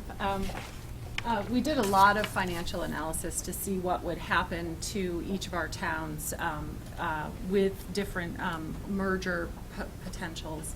This is our baseline financial data, and you can just sort of see the education spending in total, the enrollment, and the per pupil spending, and then the equivalent tax rates for each of our town. So what we're doing is we're taking a system where we have a lot of variation in our spending per pupil and our tax rates and our enrollments, and we're merging them all into one system. And so that does create a variation of effect for each of our towns financially. So you can see that Middlebury Elementary School has over 400 pupils, and we are actually the only elementary school that's increasing in enrollment. Our enrollment projections for next year actually are up at 450. So we are an anomaly in the state in that we have increasing enrollments in the town of Middlebury, and all of our other elementary schools have declining enrollments. So our proposed board of directors, and as any of you who've tried to work on this know that this is one of the biggest sticking points for any kind of unification proposal, as we saw with the last proposal. We started with one, and then we moved to another, and now we're at a third. So it has taken us some time. And the first time we had a study committee, it was our board composition that was really a sticking point. But we feel really good about where we've landed. A 13-member board that is generally proportional based on the decennial U.S. Census, based on the 2010 census. But each director is elected by all the voters of each of the 7 towns. They are elected for 3 terms by Australian ballot. The Middlebury, town of Middlebury, has 7 members, and each of the other smaller towns has 1 member on the board. So you can see this is our decennial population for 2010. The lime green is Middlebury. And as Suzanne mentioned, it does include the students of Middlebury College who are legally counted in the U.S. Census, and we did a lot of work with our attorney. I spoke to the college, I spoke to the Census Bureau, and there's a lot of case law that requires that students be counted where they are residents of their residential college. So they are included in the Middlebury representation. But as you can imagine, that was somewhat of a sticking point for the smaller towns that don't have the students in their How many, towns. do you know how many students are in that count? 2,500. It's hard to tell based on the census. You can't pull it out, but based on the estimates of the college, it's about 2,400 of the population. So you can see we go from Ripton as our smallest as 588 to Middlebury of 8,500. So it's a big spread with our representation. We also looked at debt levels for each of our school districts. So these are our estimated debt levels at the time of the proposed merger, which would be July 1st, 2017. Some of our schools won't have any debt. They're paying down their debt this year. Good job. That was nice timing on their part. The district that has the most debt is our Union District number 3, which is our high school, middle school, and that debt is owned by all of us already. So that was debt did not become or has not become a big sticking point because the biggest debt and the longest term debt, it goes out to 2032, is already our Union High School District that is composed of all of our towns. There is, because of our size and our pupil levels in each of our towns, a wide variation on of the tax implications for each of our town. You can see that the town to the far right, Weybridge, it has an estimated tax savings over the 5 years of the tax incentives. It's estimated. It's based on a lot of assumptions that we had to make for enrollments, for property tax, valuation assumptions, for the spending assumptions. So I just want to be clear, this is not actual, these are estimated. But Weybridge would see a savings of over $2 in its tax rate over the 5 years. They are, as you all probably know, the highest per pupil spending district in the state. So they are able to see huge tax savings with the tax incentives, and by merging, they only have about 45 pupils. So merging in a larger district gives them quite a financial benefit. The other end of the spectrum is Middlebury. As I said, we are increasing enrollments. We have the lowest tax rate of all of the schools, and so our tax benefits are estimated to be significantly lower over the 5 years. We did look at some potential short-term financial efficiencies. There's clearly some efficiencies to be found in the business operations and the finance operations and audit oversight costs with moving from 9 boards to 1 board, 9 budgets to 1 budget. That's clear for any districts that are looking at this. Board management costs the same. We do feel that there will be enhanced shared staffing opportunities. We already have quite a bit of shared staffing actually happening in ACSU, but under the merger there are probably opportunities for even more of that, as well as enhanced shared facilities operations. We're looking at, already had started looking at different grade configurations, and the merger, unified board, unified school district would make different grade configurations much easier to manifest.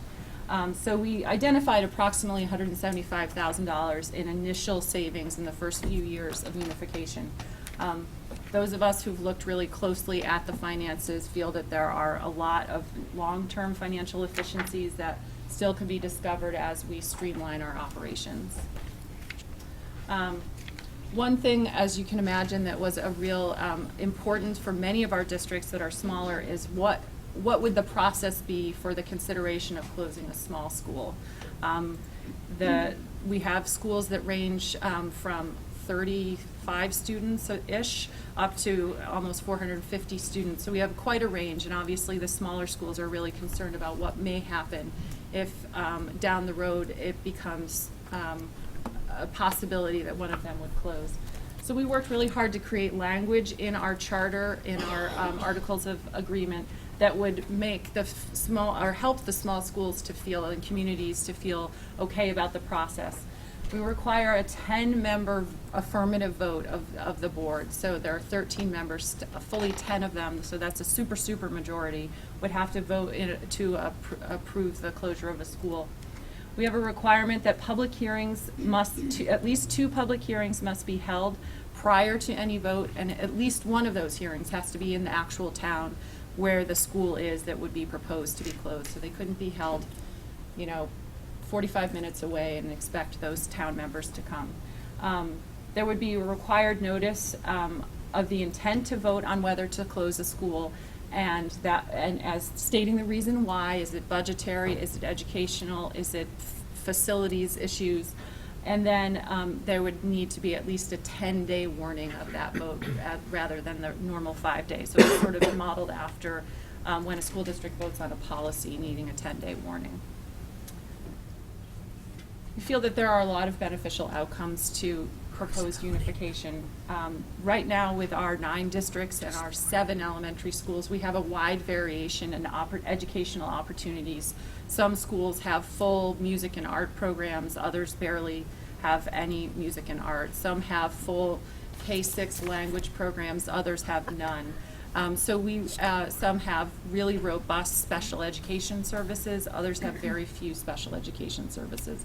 So we feel that equalizing educational opportunities across all of our schools is a huge benefit to our students, especially as we see them coming all together in our 7th grade and really can see if you talk to our middle school teachers and our middle school administrators, that there's a huge variation in preparation of students across our 7 elementary schools. And being able to have equitable opportunity and access to programming and specialized services is going to be a huge benefit, which will, of course, lead to improved educational achievement.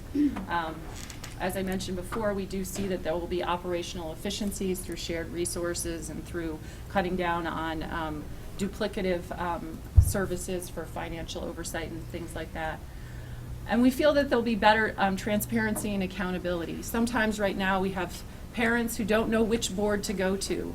You know, they may have a middle schooler and they're used to their elementary school board, and now they're not sure who to go to. They're not sure who the superintendent is or where his office is. They're not sure who their principal is. So they really it's unclear to parents, especially to those of us who have kids maybe in 2, 3 schools. And we have to talk to different people depending on what school our kids are in. So we feel like it will be much easier for community members and parents to access administrators and school board members, because there'll be a much clearer path to getting to them. And there will be better accountability. We'll have one budget that will include our central office budget to be voted on by the voters. Right now, our central office budget that is larger than any of our elementary school budgets is not even voted on by the voters. And so but with this proposal, it would be voted on by the voters. And we feel that it would be, the whole program would be more sustainable for our students, our schools, our educators, and for our communities as we look to be able to support our students throughout the strategic plan and beyond. We can provide educational services that our students need to be successful at a cost that is affordable to our taxpayers. And finally, we feel like it would enhance educational leadership and support. It would be a better atmosphere to grow educational leadership, to support the educational leadership that we have, and to sustain and improve our educational leaders that we have in our school. So thank you for your consideration of our proposal, and we'd be happy to answer any questions you have. Other questions from board members? Yes, Sean Marie. Sean Marie. This is incredibly thorough. And I'm a huge supporter of unified union districts. I actually was just curious, because I was looking through here. What will this unified union school district do to your class sizes across your schools? Would you like to take Yeah, it? I think I should get that. I mean, I think the slide where Ruth mentioned a bit about what the new board does and how the new board makes decisions about efficiencies, I think that will play into class size. I think one thing that we started talking about last year was moving 6th grade to our middle school. Currently, our middle school is 7th and 8th grade.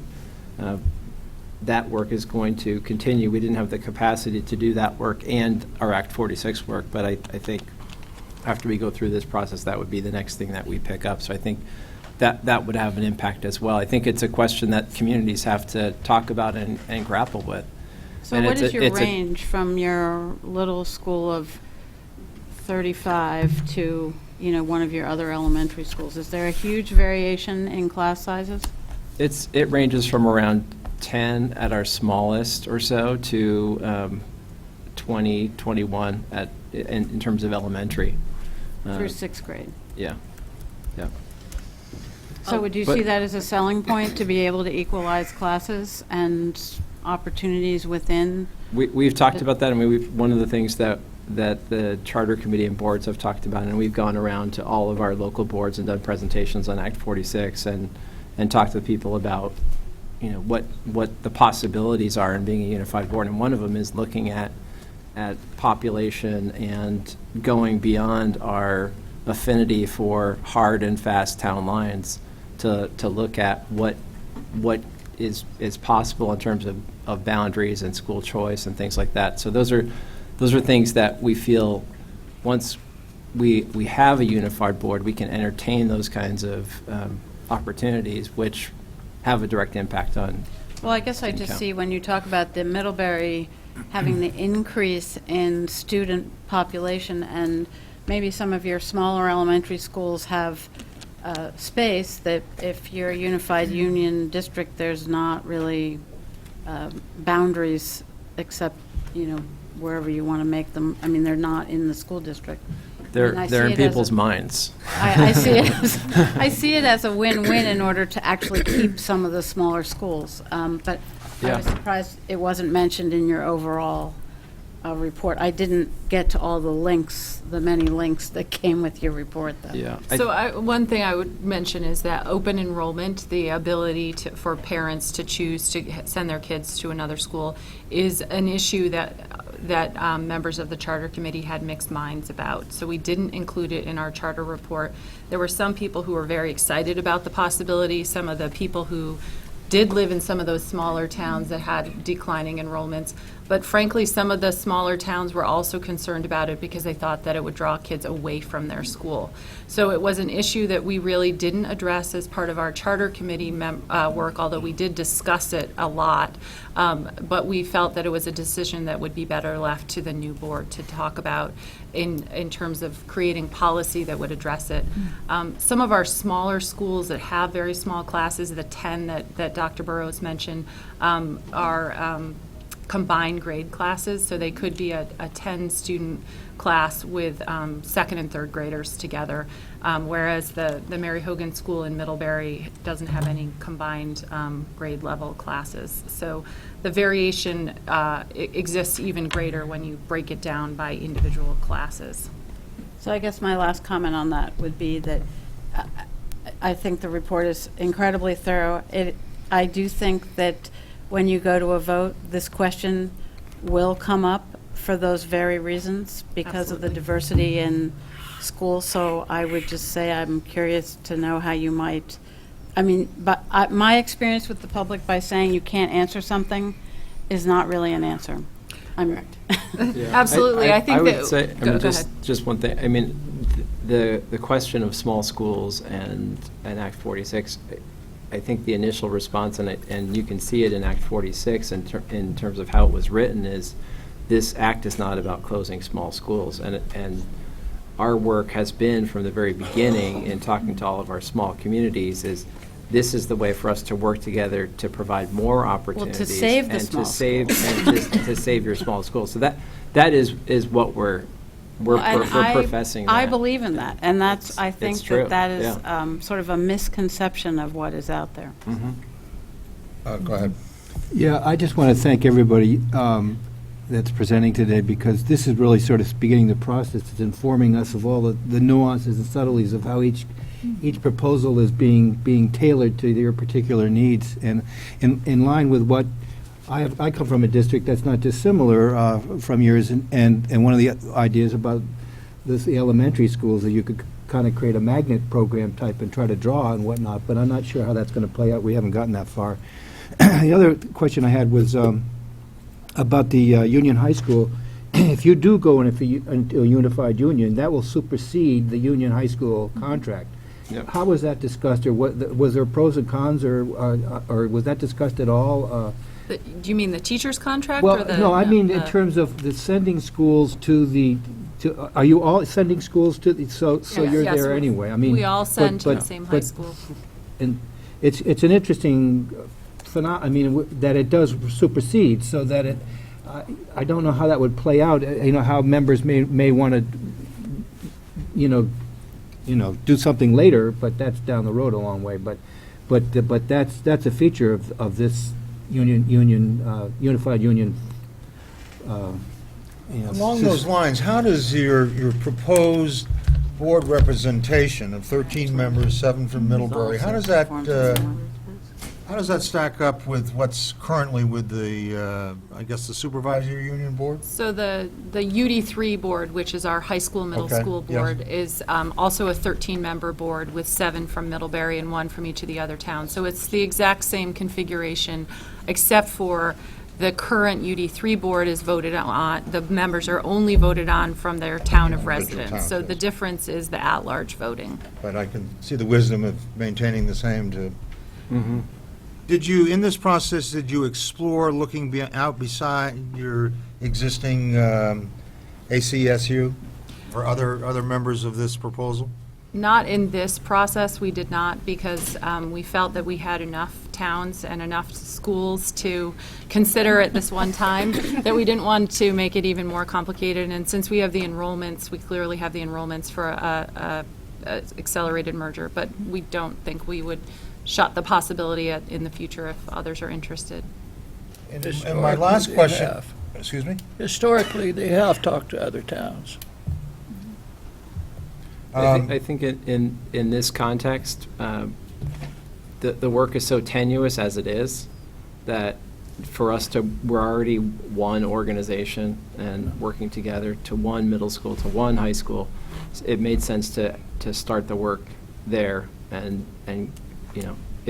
potentially grow from there. But As you know, one of our responsibilities in this whole process is to make sure that there's not an isolated town in this process. So I think I'm going to ask that question of every applicant that comes before us and look at the map every time to see if there's a logical town that somebody ought to be talking about that isn't going to be an issue later on.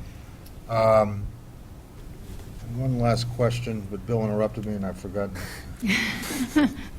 Jean Marie. So, I hear what Stephen's saying, and I know he will ask of every group that comes before us, but I think the natural progression from a SVSU or a supervisory union that has a unified high school, it's a natural progression, and I think the trust established over years of your smaller or not so small towns sending their students to both the middle and high school is, you have a leg up, so to speak. You're not introducing a new entity or a new superintendent or a new business office or what have you. So did I give you enough time to? Yes. In each of these, this is a general question, and I probably ought to be asking the agency, but you may know the answer. Each of these proposals, you are proposing articles of agreement to the voters. Let me just pick one out that you went over with, that in the event that you want to close the school, 10 board members need to support that. Say 5-6 years down the road, the new board, this has all been approved, the new board says, that doesn't make sense. Maybe only 7 or 8 need to do that. Do you need to come back through this process to get that changed? Or can you do that on your own now that the entity has been created? Anything that goes before the voters, not all of the articles of agreement actually go before the voters. There are 3 that are required by state law that go before the voters, and anything that's voted on by the voters of the districts would have to be changed by the voters of the districts. So, for example, one of the articles would be that we're a pre-K-12 district. If we wanted to change that and become K-8 for some weird reason in 20 years, we would have to put that before the voters again. But the other articles that are part of our articles of agreement that are not voted on by the voters, they would be voted on by the new board to change. So that's one of the provisions. The new board would have to vote on that. But I'm asking about this board. You've told us that it's going to take 10 towns to close a school. 10 board members. 10 board members. And say in the future that, I'm just using that as an example. So the future board would have to vote to change that provision. Right, and then do they need to come back before this board to get it approved? I don't think so. I don't think so. No. Donna's back there, though, with lots She's shaking her head up or down or sideways? She's going like this. Okay. Say no. You have a question? It says you need to show up tomorrow when the reporters show up. Just a comment, you were talking about potential orphans. I think that Granville and Hancock is going to come back on to this table at some point in time.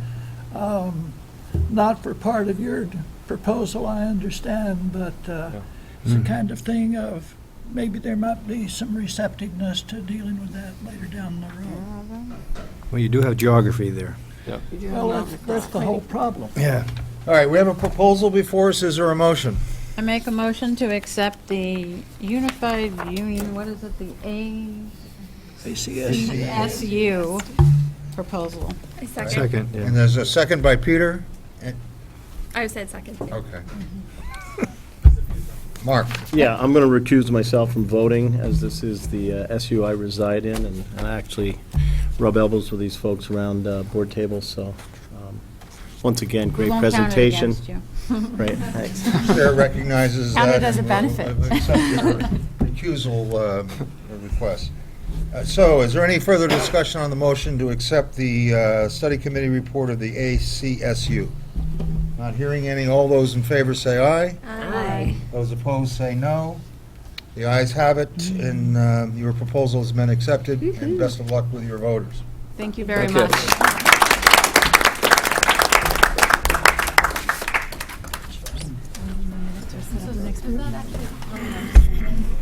Yes. Yes, so that vote was unanimous plus one abstention. Engaging Middlebury College more. Oh, yeah, well, So my husband texted me. Forecast 58 degrees on Christmas Eve in Vermont. Look at him, he's like. Committee Up there on of the the Rutland Northeast Northeast. Supervisory Union. So would you ladies kindly introduce yourselves and give us your titles and make your presentation, please? Yes, thank you very much for having us here today. My name is Bonnie Bourne, and I'm the, I sit on the Lothrop, the Pittsford School Board, and I'm the chair of the ACS, no, I knew I'd do that, Rutland Northeast Supervisory Union Act 46 Committee. I'm recently retired from ACSU, so I haven't quite sorted out who I am anymore. To my right is Carol Bingham. Carol Brigham, could you just say a little bit about yourself? Carol Brigham, from Whiting, a school board member for 23 years. Wow. Rutland Northeast Supervisory Union, been chair, currently vice chair, not on the study committee, so I'm kind of just came along for the ride. And to my left is Jennifer Sear. Jen? I'm Jennifer Sear Tinsman. I'm a community member on the Act 46 Study Committee representing Pittsburgh. And then to my far left, Jean Collins, our superintendent. Hi. Hi. So we will do a short presentation, as our colleagues who have preceded us did, and then we will certainly entertain any questions that folks have for us. As one of the presenters said prior to us, we looked at Act 46 also as an opportunity for us to step back and say, how is it that we can continue to offer first-class opportunities, educational opportunities to the youngsters in our districts, while at the same time being sensitive to the increasing costs of offering those opportunities. And what mechanisms/vehicles would Act 46 provide us as we move sort of down that road. By end of May, beginning of June, all of the boards in our district had voted affirmatively to begin the Act 46 Study Committee. Our representatives were selected, and we began our work in earnest in early September. And I think Jean is going to take you on our journey from there. Thank you, Bonnie. I just have to bring it back up. Where did it go? Where'd it go? David, where did you move? He left you behind her. Oh, I know. Never tell Think of them you or me. There we go. It's you. There it is. Okay, so as Bonnie said, in June of last year, of this year, in June of this year, all the boards voted affirmatively to enter a study committee, and in particular, because we have two towns who have high school choice, they voted to also have a sub-study committee specifically to look at the issue of choice within their towns. So a little bit of background about Rutland Northeast. Bill may know a little bit about it, and he may correct me along the way, which is perfectly fine. But Rutland Northeast consists of 8 towns. 6 towns feed into Otter Valley Union High School, and 2 towns feed in, collaborate under the Barstow Joint Agreement to send students K-8 to Barstow Memorial School, and then they tuition high school students.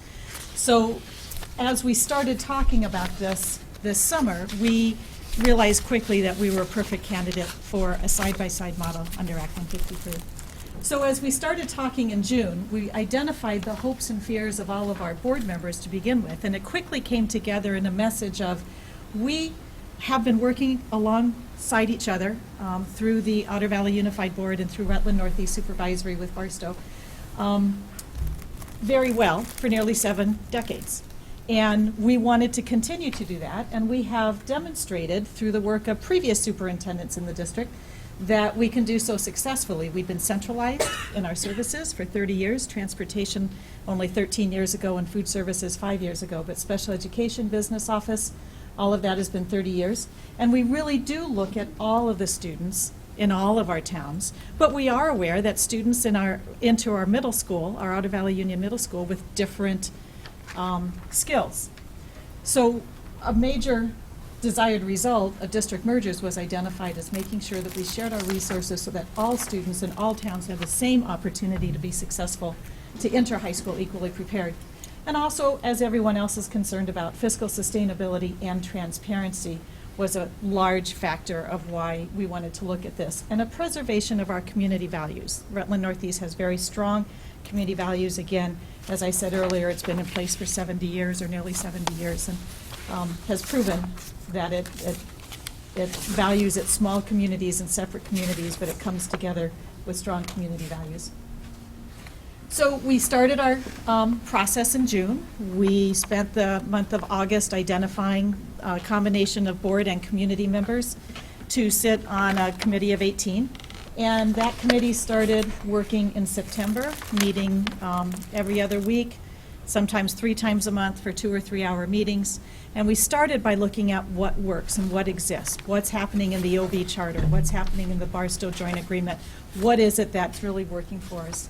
And then we worked through the plan with those things in hand. Ultimately, our initial thought was, well, truly, our initial thought was we will go for a July 2017 opening. We quickly realized that there was no reason, as somebody said earlier, there was no reason to wait 15 months for an opening. Let's go for a July 2016 opening. We can do this. And we had intended to go for a town meeting day vote, but through our fall community forums, where we went out to every community in the district, the feedback to us was, that's too complicated. We'd really like to answer this question separately. And so ultimately, just about a month ago, the committee opted to go with a January 19th vote, and I cannot thank Donna Russo-Savage and Brad James and the Agency of Education enough, Donna in particular, for giving up a lot of her Thanksgiving vacation to read our report and give feedback to us. So does that mean that this vote is already scheduled in the towns? It is scheduled, depending on what happens today. They're running the ballots now, and they'll be thrown away if you say no. But the timing is such. January 19th is the appropriate time because that separates it from the town meeting day vote. If we push it into February, you've still got two 30-day deadlines overlapping. As long as I've interrupted you, would you elaborate a little bit on how much community involvement's been involved here, or how you're going to use this short period of time? Sure. My concern is that I understand the difficulty in making this decision. Have you really involved the community in this, Sure. or do you intend to? Sure, yes and yes. We have involved the community on this. You never reach everybody. It just is a fact. But we have, through community forums, through a combination of community and board members on the study committee, through a public website that we advertise, that we've had articles written on what we're doing. We've talked about it at every single board meeting, and we had good turnouts. The Chittenden-Mendon Community Forum had 100 people turn out. I didn't know there were 100 people in Chittenden-Mendon. But, it was really a wonderful, wonderful opportunity. I did too. But Jean, if I could just add another piece, we've also been to select board meetings. yes. And so between now and then, and between our decision to go with that, we've also increased, we're going to select boards, we're doing a PEG TV show, we have postcards, we have flyers, we did a mailing. We talked to all of our town clerks, we've been working closely with them because they're also a big communicator of what's happening. And we also talked about the idea of early voting as well, because a one-day vote isn't necessarily the same thing. We have students creating a video. Unfortunately, I can't show it for you today because it's expected to be done later this week. So there's quite a few things. Lola, I think, is in the room, and she's written once or twice about this as well. So that's the next part of our timeline, is the communication with the public. We're also holding another round of community forums in the first 2 weeks of January in every community. I'm going to the Goshen Select Board on December 28th. We had 3 select board meetings last night, so we're doing quite a bit. Thank you. So our proposal details, again, we are perfect candidates for a side-by-side structure with the Otter Valley Unified School District, which currently serves 6-member towns with 5 schools, expanding to serve pre-K to 12 students. And the Barstow Unified School District, which currently serves Chittenden and Mendon, it would continue to serve Chittenden and Mendon, but I tend to think of it as, instead of living together under a joint agreement, they're getting married. They're actually coming together. I do want to talk a little bit about Barstow Unified. We also had received an invitation from Rutland Central, Rutland Town. Rutland Town specifically under Rutland Central to join them. Our committee for the Barstow School held 3 or 4 community forums, held a joint meeting with the Rutland Town School Board, had many conversations about and there are a lot of things that Barstow and Rutland Town share together, sports, for example. So is this the right way to go? Ultimately, Chittenden and Mendon, after several hours and nights of deliberation, decided that they did not have a compelling reason to leave Rutland Northeast. They did invite Rutland Town. If they wish to join us now or sometime in the future, they would certainly be open to that. And they even designed their articles with the thought of that possibility in mind, not knowing what's going to happen.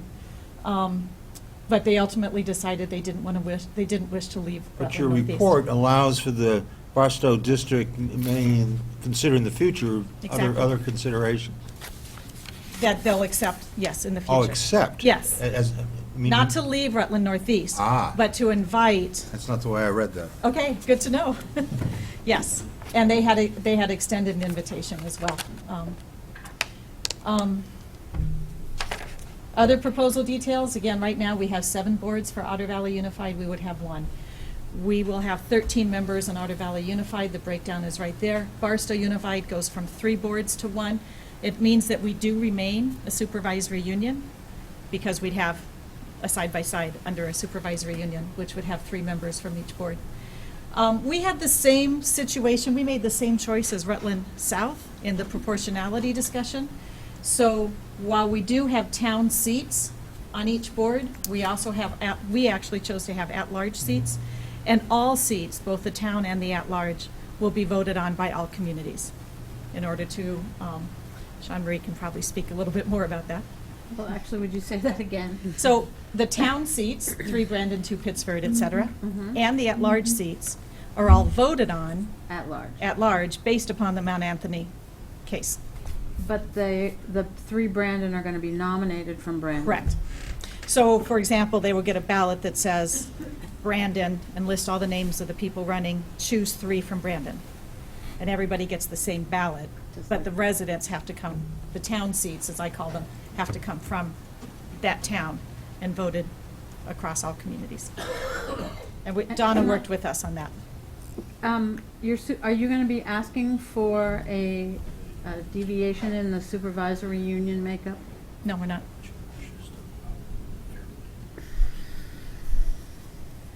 I thought you said 3 and 3.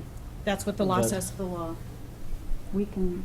What's the role of the supervisory union under a board? Well, it's very similar to what it is now.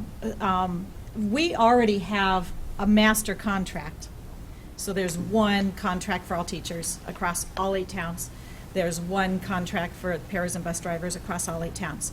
However, that's the negotiated agreement. Currently, people are employed by the Brandon Town District or the Leicester Town District, except for special education and our bus drivers and any other central office staff that we might employ through grants, for example. So some of that will still exist, but obviously much more streamlined. So you will be hired by an Otter Valley Unified District or a Barstow Unified District, except special education, which continues to be across the SU. And there will continue to be an SU budget that will have to apportion assessments to both boards for those SU services. Interestingly enough, had Chittenden and Mendon gone to Rutland Central, you would be having the same conversation most likely there, because the reason they wanted Chittenden and Mendon to join Rutland Town was to form a side-by-side and retain choice as well. But the Barstow community members were very clear that they wish to retain high school choice. Can I just ask you, typically where do your 9 through 12 in the Chittenden-Mendon area go? Rutland High School is a strong majority. There are some private schools, there are a couple at here, there are a couple at Otter Valley Union, but a strong majority is Rutland High School. So to address some of the opportunities that we would have in this, I am a strong believer at the first one, where we have a unified vision. You see our compass behind all of our slides and over on this side there. We have a unified vision. But right now, going around to every single board to make decisions about their resources and their particular board, last year I experienced one school having to cut a French teacher because they couldn't afford foreign language, while another school, the community, chose to keep it in. Why aren't we talking about a foreign language across all the schools? Why does it matter what zip code you're in if we all have the same vision and the same values? So this would be an opportunity with a unified board to look at all the schools with that equity in mind. A single tax rate with a single budget. I heard it mentioned earlier, the need for transparency is, I think it can be improved with this. And I was interested to hear Rutland South talk about elementary school choice, and here I thought that was my idea, as though I created it. But I actually did create it in my previous district, and I think it's an opportunity for us to offer choice within Otter Valley Unified Elementary Schools. We have 6 elementary schools, 6 elementary schools, but 5 would be under Otter Valley Unified. And some of them are small and some of them are larger, and I think that there's a lot of opportunity to be creative with what we're doing with all of our schools, and I think parents and students would benefit from the ability to choose schools based upon what their particular child needs. Somebody in my office explained that she has one child that went to one of our small schools, and they moved to Brandon to send the second child to Neshabie simply because the 2 kids had 2 different learning styles. Not because they were unhappy in any way, but different learning styles. There's also the opportunity along Route 7 to live in Leicester and send your child to Lothrop because you work in Rutland and it's more accessible for childcare. I mean, there are many possibilities.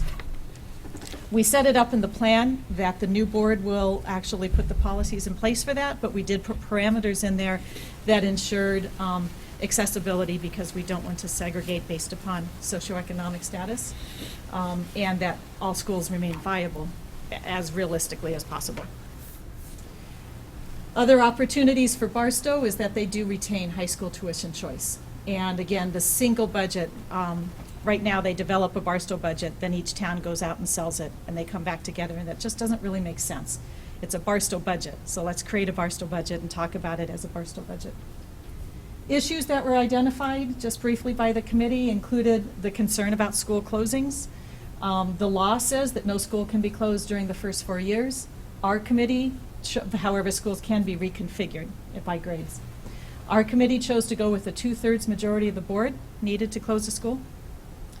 There were concerns about the loss of local control, and they spent many hours talking about the board makeup to ensure that everybody had a voice on the board, and that was how they addressed that.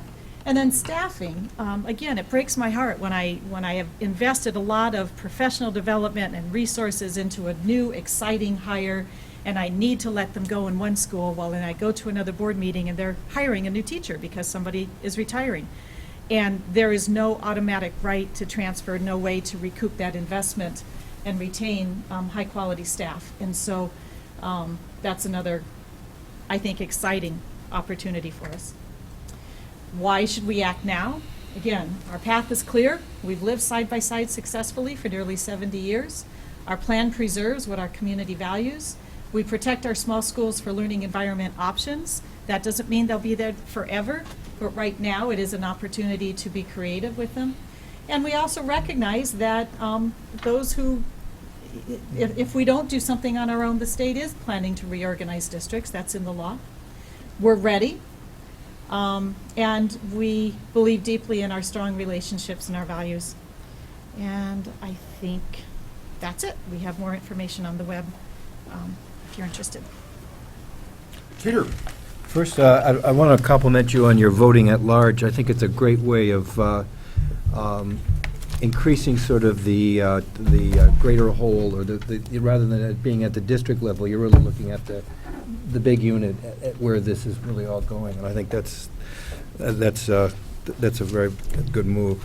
I have one question about Article 3. The new Unified District Board will consider whether to provide high school transportation within a year of the operational. This is for the Barstow, right. I'm wondering, what are the dynamics with that So statement? currently, Chittenden provides high school transportation to Rutland High School and Mill River, and Mendon does not. And again, it's two different tax structures, especially when you get to the 912 under school choice. So they have to make a decision. Are we going to do it for everybody, or are we going to do it for nobody? And ultimately, that the study committee chose that the new board needs to make that decision, so they specifically wanted it in the articles to be addressed. Thank you. Other questions or comments? Sean Murray? Can you talk a little bit about how you see the new supervisory union working? I know in our past two proposals, there was a lot of talk about transparency and people don't get to vote on the SU budget. So in restructuring this, you're going to have, basically 6 members on that SU board developing the SU budget, which I'm assuming in your area is quite large since you've already transferred in all of the things under Act 153. Right. We didn't change the way that's done in the articles. We left it the way the law says it now, and so the SU budget will be voted on by the SU board. However, I do feel that with 2 district boards feeding into that SU board as opposed to 8, it will be much more transparent and greater accountability because there's a larger unified body who's overseeing that. So how many are currently on the SU board in that area? 40? On the SU? Oh, well, the full SU. No, the SU board itself. The new one? 24 in the, okay. So currently, there's 24 Yes. SU members representing all those towns. That's correct. And they'll be voting on the budget tonight. And going forward, if this passes, there'll be 6 members. That's correct. 6 members in the executive committee of the SU board, but the SU full board would, It'd still be 6. no, it'd still be It'll be 6. six, That's 3 and right. 3. Sorry. My bad. So, just to be clear, the reason we've come up with this proposal is to maintain school choice in 2 towns. The reason we're going with side-by-side, yes. If Chittenden and Mendon had chosen to leave Rutland Northeast, we would be coming with just a straight OV unified. So you're saying, so say that again. In reading all this, it seemed clear to me that there was just one driving force in creating this structure of a side-by-side. Mhm. And that was the preservation of school choice in 2 small towns. And that is the definition, I believe, under 153 of the side-by-side. And how many students, 912, are in those 2 towns? I don't have it in the top of my head. I want to say 400. How In many? the report, it says 394. Yeah, 394? 912? This is ADM. for the Barstow. For the total Barstow school. Does that say pre-K-12? So, Well, that's all 12 grades then. I'm sorry, I don't have that number right in front of me. I have to look it up. it'd be approximately 100. Actually, yeah, as you say that, it's approximately Yeah. 150, 912. So we're about 250 elementary. Tuitioning kids out. Yes. If I could just, okay. As a community member, I can tell you that that was from Pittsford, that was a question that many of us on the Act 46 Study Committee had. Why are we doing this? Why are we allowing 2 towns to kind of drive what we're doing? And really, the crux of that was the law said that we couldn't tell a town that they could not have school of choice. And we already exist in this relationship where we have centralized transportation, a master teacher agreement, all of those things set in place. So why would we isolate 2 towns and boot them off the island when we already function together and can keep that relationship moving forward to preserve those finances, those relationships, those agreements. And so ultimately, that's how we came to go forward with this. And then the piece that I was going to add, I don't think I'm being naive here. I would not say that everyone in all of our towns are universally supportive of the direction in which we're moving. We certainly have strong supporters, but certainly it's not universal. But I will say that a good bulk of the beginning of our work was around this discussion about side-by-side. And Barstow, that had been our colleagues and neighbors for some 40, 50 years, and that school choice was something that was very valuable to the folks who lived in that town. And I was very proud of the discussions and how the discussions went about not really being interested, to use Jen's phrase, about kicking anyone off the island. Because to be frank, had we done that, we could have been in line for the additional tax rate incentive of 10 cents. That didn't even really muster up much of a discussion. So one of our slides up there speaks to wanting to preserve our community values. And I think there were, there were strong sentiments expressed regarding the Barstow-Chittenden folks. They are our neighbors, and they are folks for whom we don't want to take this opportunity that they value greatly away. If I lived in Barstow, if I lived in Chittenden or Mendon and had school choice, I certainly wouldn't want anyone to say to me, you no longer have that option for your child. So I think the fact that we had that discussion early on solidified for many of us that we're far more alike than we are different. And that actually is one of the points that we've been making in our ventures out into our communities, that this type of governance system has worked very well for our 7 through 12 grade youngsters. For, I don't know, the first class graduated in 63 or 64, I think, out of Otter Valley Union High School. So for, 50 or 60 years, this model of governance has worked well. We've really thought about it as just expanding it. Instead of having a 7 through 12 model, now we have a pre-K through 12 model. I think we actually tried to make a little argument on our behalf that all we had to do was open the OV charter, but we certainly understand why that wasn't accepted. But it was really encouraging to hear folks talk about this entity of the Rutland Northeast Supervisory Union, how much they valued it. And though we were moving forward with change, there were pieces of it that people very strongly felt they wanted to keep in place. So, Yes, Jean Marie. this has to do with cost per pupil, and so I guess maybe you could just point, if it's in here and I missed it, the cost per pupil for your Barstow folks versus your cost per pupil for your other now unified district, and how they compare in what would be in the supervisory union.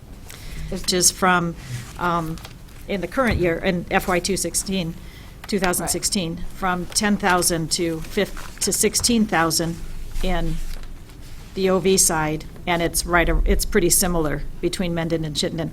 Mendon and Goshen particularly have very volatile numbers, however, because of phantom students. Other questions from the board? Any comments from the public? If not, I'd entertain a motion on Rutland Northeast. So moved. I'll second. Peter has moved that we approve the study committee proposal, and Jean Marie has seconded. Any further discussion? I guess I'm going to say, if all goes well and all passes, I guess what I would say is, as board members, I would consider the makeup of your SU board when you get to that point. I think in what you're presenting, it seems pretty understandable that people, have their values in their different areas, but I think if you're looking at the SU, where a lot of people talk about not being able to vote on the budgets and all of your costs for your superintendents are there, and you've got 6 people from 2 very diverse communities, I'll be curious to see how it plays out. Bill? I'll be abstaining. I'm a resident of that district and was superintendent for over a quarter of a century, so I'm kind of... We'll accept your your abstention. All those in favor of approving the Rutland Northeast Supervisory Union Study Committee, say aye. Aye. Those opposed, say no. The ayes have it, and we've approved your study committee with one abstention. And congratulations. And good luck to you both. 3 for 3. Okay, 220. So it is, 45. it took us about 2 hours to do 3, Peter? I'd just like to make a comment. What I find interesting today is how much 153 and 156 has impacted our actions today, and I'll be interested to see how this continues. But we've heard a lot about 46, but those are two bills that preceded 46. It's kind of ironic, it took Act 46 to get anything going, 153 and 156. Well, because 46 has a hammer. So, Stephen, the first one was just over 45 minutes. The second one was also 45 minutes, and this one was 25 minutes. And we were pretty relaxed in how we went about it, so I think it's reasonable to think that we can do 5 easily in a day and do our other business, so I would, Can you break it up with lunch, though? yeah. So I would suggest that maybe we try to go with one meeting in the month of January, unless the applications really dramatically increase. And which one is that, the 19th or the 15th? That's the 19th. Okay, I already took it off. We're letting each of the study committees know that we need time on our end to review things if they expect to have before you by January, and so I can't see if there will be any time. It's even possible that one of them won't be ready by that point, so it may include 4. That's good. So is there any other business to come before this meeting? If not, I would entertain a motion to adjourn, and we will reconvene on January 19th in Montpelier. Happy we holidays. will do our legislative thing in February. Dylan, you made the motion to adjourn. Is there a second? Bill, second. And all those in favor say aye. Aye. Those opposed say no. And the ayes have it, and we have adjourned. Wow. Terrific. Tightly run meeting, Stephen. Thought we'd be here much longer.